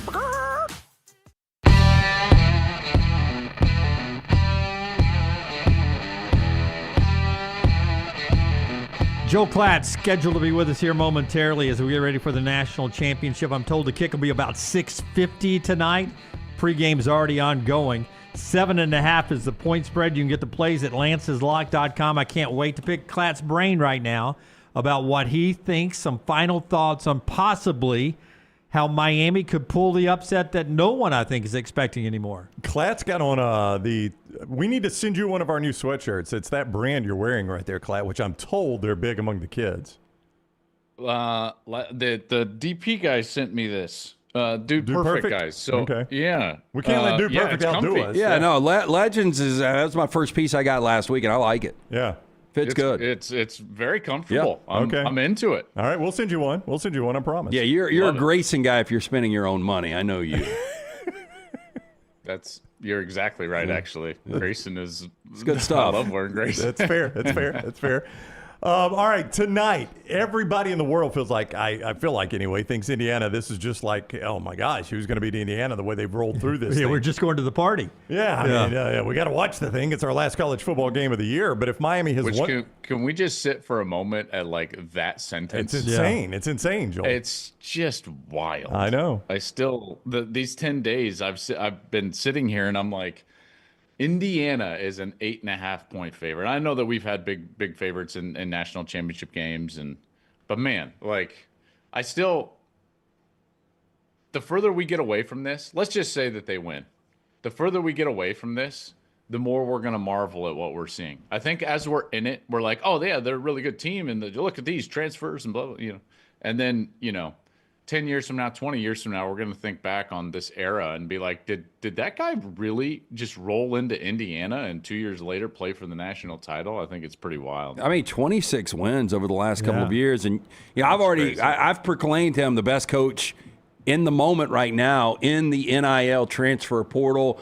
I don't know how you really can't deny that. He does need to close the deal tonight, which sounds kind of funny too. Well, but Georgia fans would disagree. Oh, I know. As they do. But I mean, as they do. But when's the last time, it's been a while since Georgia over TCU. I'm just saying it's been a minute. Yeah. That was a completely different era. I guess my question to you is, we asked this last year and nobody believed it. They were 100-1 going into the season to win a national championship. But, I mean, are we going to see Indiana year in, year out in the playoffs? That's a great question. So many things can happen. I always hesitate. The reason I'm hesitating is because I think it's tough for any team. You see how quickly, your season can change. Everything can change. You see how quickly it changed at Michigan, and now they're trying to rebuild. I don't think Ohio State's had a great transfer portal window, so we'll see, what their level is going to be. Meanwhile, teams can bounce back. And I think Indiana, based on what they've done in recruiting and who they're bringing in, remember, for them, it's more going to be about fit rather than stars. And he admits that. He talks about production over potential and how that's his kind of his guiding principle in roster building. I do think, listen, they got Josh Hoover out of the transfer portal. Nobody threw more RPOs this year than Fernando Mendoza. Do you know the guy who's second on that list? Gonna guess Josh Hoover. Josh Hoover. Yeah, that's right. He fits the bill. Yeah, he fits the bill. God, I'm blanking his name. Incredible name. The back they got from, I believe it was Boston College, in the transfer portal. Gosh, guys, I'm sorry, I'm blanking his name. That's okay. But anyways, no, I had it written down myself. Not highly rated, but you look at his production, virtually off the chart. One of the most productive backs, and so you look at the way that they've done it with Kalon Black and Roman Hemby and running the football, and you got Coogan at center and all these guys, and you're like, well, could they run it back? Probably. Who'd they get? Nick Marsh from Michigan State, really good player. Lance, I think you've been on him for a while, right? Like you and I were talking about him mid-year, I believe. That they should be really. Charlie Becker should be back. They should be really good again. My question would be defensively, can they do this without D'Angelo Ponce, who's an unbelievable corner, even at 5'9", without Aiden Fisher, who's the brain and the heartbeat of the operation? When you miss those intangibles, that's what gives me pause of like, well, are they going to do this every single year? Well, I don't know, because you don't have Aiden Fisher and D'Angelo Ponce. So do you have guys that can do that can be those leaders? Their defense schematically is very much centered around D'Angelo Ponce, their corner. He allows them to create numbers in the run game on base downs opposite of where he's playing, and he's generally playing into the boundary. So it's something that is remains to be seen, but I'll be interested. I think them, Oregon, and Ohio State will be the favors in the Big Ten again next year. Turbo Richard. What a great there you name. go, Turbo. You don't play him at fullback, do you? Yeah, Turbo. No. So Miami wins this game if they can do what to Indiana? So the first thing that they have to do is at least contain, maybe not totally stop, but contain the run game. Indiana is actually a running football team. I don't think many people view them as such because they have the Heisman Trophy winner and Fernando, but they are a running football team. In fact, in the playoffs, and so in 2 games in the playoffs, they've run the football 90 times, thrown it 36 times. That's an insane ratio. Granted, they were up big in both of those games. You guys saw firsthand against Alabama, 50 runs, I believe it was, in that game, and only had to throw it like 16 times. But what that allows them to do is play on schedule, play efficient football, and throw the football when they want to versus have to. That's what leads to 8 touchdowns and 5 incompletions in 2 games in the playoffs, right? So everything stems from their run game. That's where it starts. I'm not even talking about Miami's offense yet. If you don't control Indiana's run game, they will just control the game, control the clock, control the ability to throw the ball when they want to, and they will win. The games that they struggled or were in tight games, those teams did a nice job against their run game.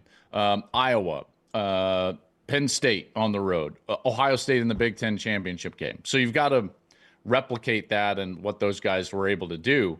And then on the opposite side, when your offense is on the field, you have to find a way to control the third down narrative. Because if you can't stay on the field, they will kill you. The way Miami has done that, and done it very efficiently, is through Mark Fletcher on base down. And guys, they've put Carson Beck in really good situations to convert, and thus they've been very good in the last 2 games converting on third down, staying on the field, and allowing Beck to be in more manageable situations. If this becomes an obvious passing game, Beck is not going to be able to throw the football all that well against that secondary. And that's not because of Beck. That's because of Indiana. And again, now you guys have seen it up close and personal against Alabama. Think about the passing attacks that Indiana just totally shuts down. There's nowhere to throw the football. Bama's got nowhere to throw the football. Ohio State, nowhere to throw the football. Oregon, nowhere to throw the football. You go up and down the line, and this defense is excellent in their zone principles. No one runs more zone defense than them, taking away the easy and quick throws from the quarterback. And what that does is it promotes them to pat the football, hold it for an extra beat, which is what allows the rush to show up. So those 2 things, I know those are simplistic, but and then the last thing that I would say is Miami has to play clean. They lose the penalty margin, they lose the game. They lose the turnover margin, they lose the game. They lose the time of possession margin, they lose the game. I think there's a narrow path for Miami, but it's certainly there.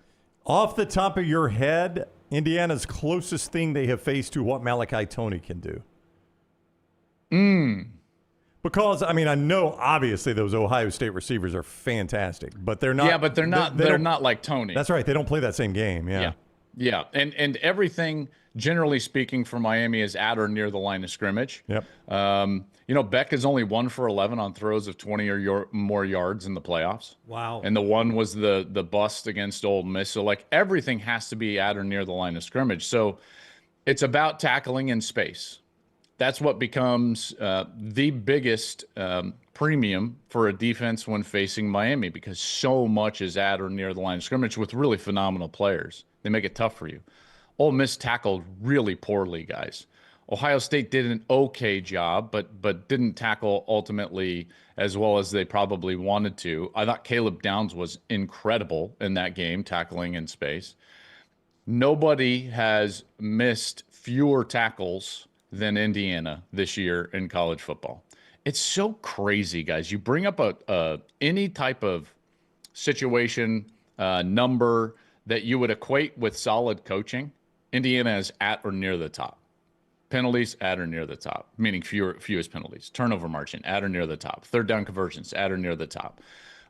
Red zone defense in terms of touchdown percentage against, at the top. Missed tackles, at the top. It's interesting. If they tackle well in space, Miami's going to have a really, really hard time moving the football, at least in my estimation, because everybody has. Bama couldn't move the football. To your point about comparison, I don't think that there is a comparison, because I think Malachi Toney is probably one of one. Yeah. Right now in college football. He's electric. I love watching him play.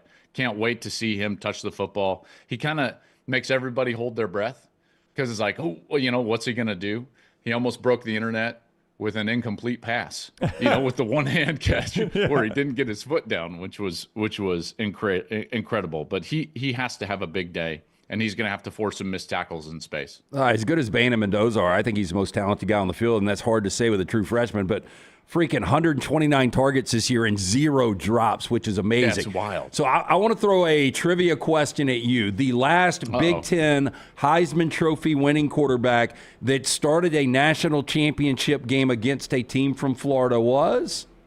Troy Smith. It was. Wow. And he was actually the last Heisman Trophy winner from the Big Ten. And, boy, that didn't go good. You guys remember that? 4 of 14, 35 yards and a pick. I mean, there's no chance, as good as Miami is, that Mendoza can have a terrible game, is there? I think that was a much different era in terms of the styles played in each conference. I think you guys would agree. That's I think there's a clear demarcation in college football, pre-Urban in the Big Ten, post-Urban in the Big Ten. Would you guys agree with that? Yeah, I'll give you that. Yeah. And this version of Indiana, he faced Ohio State, which frankly is a better defense than any of the defenses in the SEC or in Florida. Miami is very good, though. I don't want to take anything away from Miami. The thing that Mendoza does so well, he reminds me a lot of Penix in this respect, is that he does not throw 50-50 balls. He constantly utilizes the proper ball placement and leverage so that it's a 60-40 proposition for his player. And guys, I don't know. You saw Mac was playing incredible in 20 in the playoff. Remember, I mean, they just destroyed Ohio State in that national championship. Burrow played insane in the playoff in 19.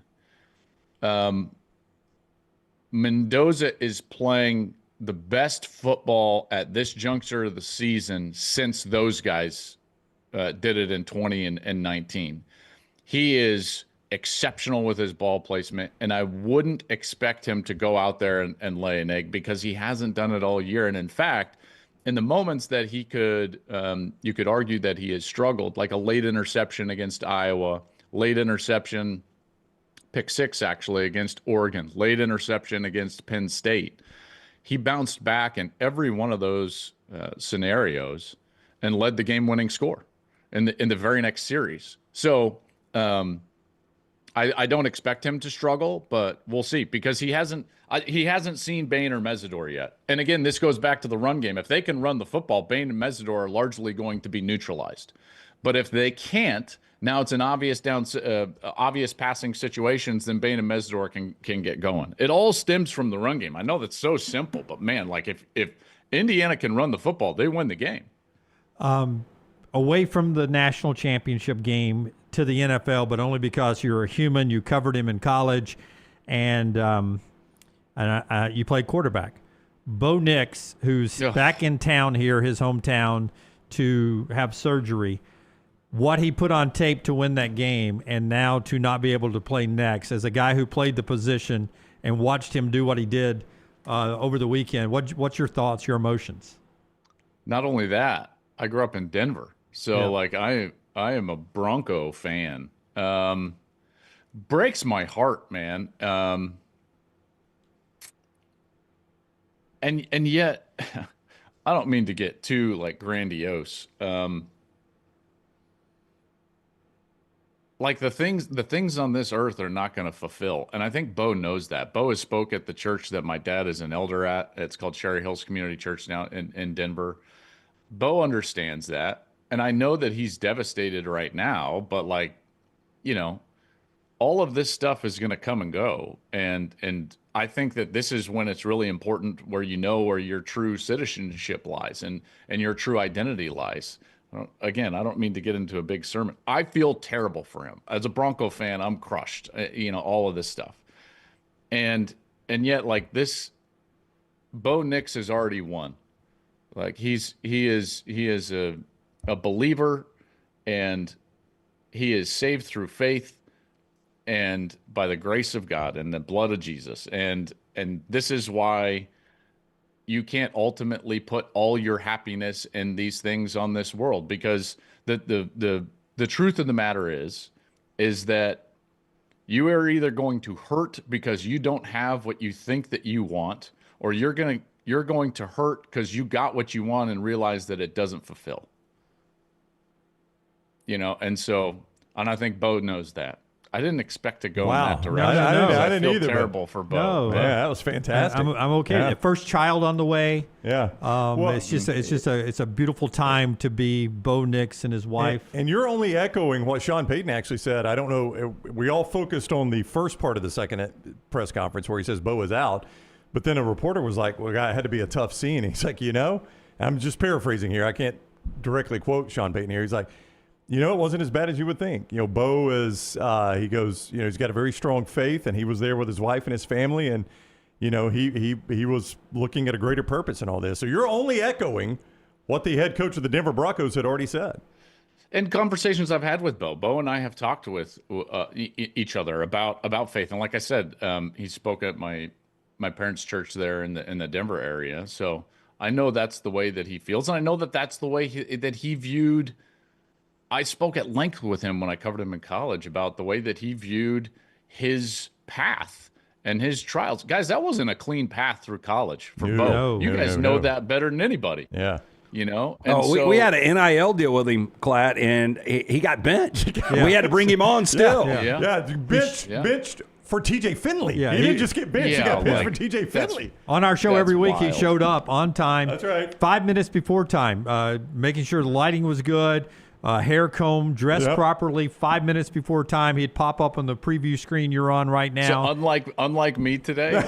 Totally No, you're good. Unlike You're a good. lot of our Cul-de-sac NIL deals. catch. Yeah. And he was always there when he was benched, he would come on. That's right. And think about it, guys. He has been through this. Like, he has reinforced his own identity and what gives him that identity since that time. So this is not the first fire that he's going to walk through and trial that he's going to walk through. And going through trials develops perseverance so that your faith may be more complete and mature, not lacking anything. Like, I think he's probably going to be in a good spot and probably will be a better player for this afterwards. Very well said. That's a great way to end it right there, Klatt. And by the way, this brings an end to Klatt's weekly visits with us, which is always very, very sad because and some of your fans cheer. Right there. You've turned most of them. So it's always fun though. You and Bo Nix agree that Alabama gets all the calls. I mean, you and Bo are two peas in a pod, man. He said that on this show too. That one was amazing. Like, Bo, did you really just say Alabama gets all the calls? And we thought he was going to say, well, that's not what I meant. He said, yeah, that's what I meant. All right. Hey, it's always fun. Thank you for the year. We enjoy it. Yeah, you bet, guys. We'll see some in the off season, but it's a blast. Yeah, we'll be watching your pod because I can't wait to see your way too early top 25 whenever that comes out. Yeah, so I'll have a reaction come out tomorrow about this game that we're going to watch tonight, and then later this week I'll have my way too early top 10 or probably top 12, just because 12 is our playoff number. It's a playoff, yeah. We'll see. We'll see where that sits. Man, Oregon's going to look good. Heck, go ahead and do your top 24 just in case Tony Petitti gets his way. We'll see how that goes. All right, Klatt. Thank you, buddy. Always good to see you. Have a great one, boys. Great to see you all. Yep, you too, man. Take care. Klatt with us on the Alexander Shannara Trial Attorneys. I think he's onto it. Let's do top 12. Yeah, can we do that tomorrow instead of 25? 25 is going to be tough. Well, top 12 is going to leave out Alabama, so I'd rather. Not necessarily. Maybe not. How about you go as far down as you have to get Alabama in? Why did Brown do a top 13? Boy, there's not going to be a lot of expectation next year. For Alabama? Mm-mm. Expectation for them to be on the bubble of a 16-team playoff. Yeah, I just think it's interesting that, year one, you were the last team out. Year two, you get there and you win a game. But in year three, I think that there's going to be less of an expectation. And listen, I hope, final hour of the show brought to you by our friends at Champy's, world-famous fried chicken, Highway 119 in Alabaster. Go by and see Sterling and the crew. Great lunch, great dinner, perfect for watching the game tonight. Chicken's brined overnight, hand-cut chicken fingers, Mississippi Delta recipe tamales, so good. I really hope it works out the way he's doing the portal, he and Courtney Morgan, where they're not overpaying for these positions. Because he doesn't want to insult, the people that are already on the roster that are getting paid this amount. And I'll just use this Jordan Seaton guy. I mean, anybody could use this guy. Maybe the best offensive lineman in football. And he's in the portal. But if you've got to pay him $3 million, what do you tell your other tackles, your other offensive linemen are the best player on your team? You know what I mean? And they seem to be doing it in a framework that my tackles are worth this, my guards, my center. And if it works, then that's a great way of doing it. If it doesn't work, I don't know what's next. But well, I mean, just imagine you're an LSU. I admire the way they're doing it. Imagine you're an LSU player that Lane Kiffin inherited, and you're watching him battle for all these Ole Miss guys and pay them all this money. You're like, no, wait a minute. No, that's right. That's right. I'm playing at LSU. They were playing at Ole Miss. That's right.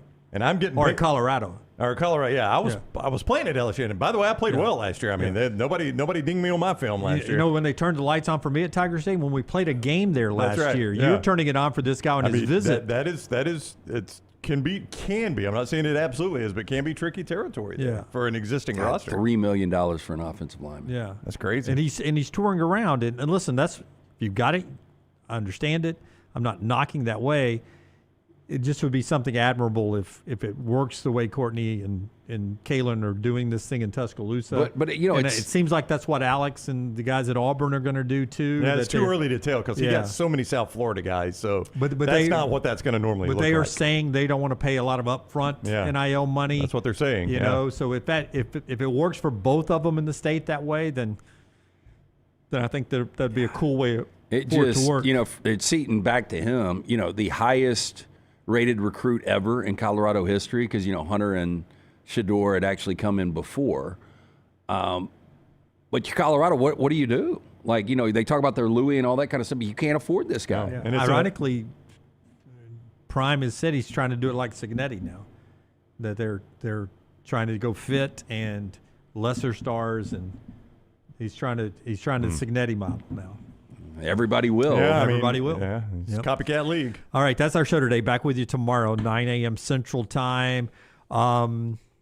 Look forward to the game tonight. Enjoy it. Watch our platform. We'll have post-game reaction. We'll have all that kind of stuff for you at Next Round Live on all the platforms. Brooks and Forrester will be working hard deep into the night to make sure you're covered there at Next Round Live, from Twitter, X, all the way to Instagram and TikTok. And then we're back with you tomorrow morning at 9 a.m. Central Time. Until next time, God bless you and God bless America.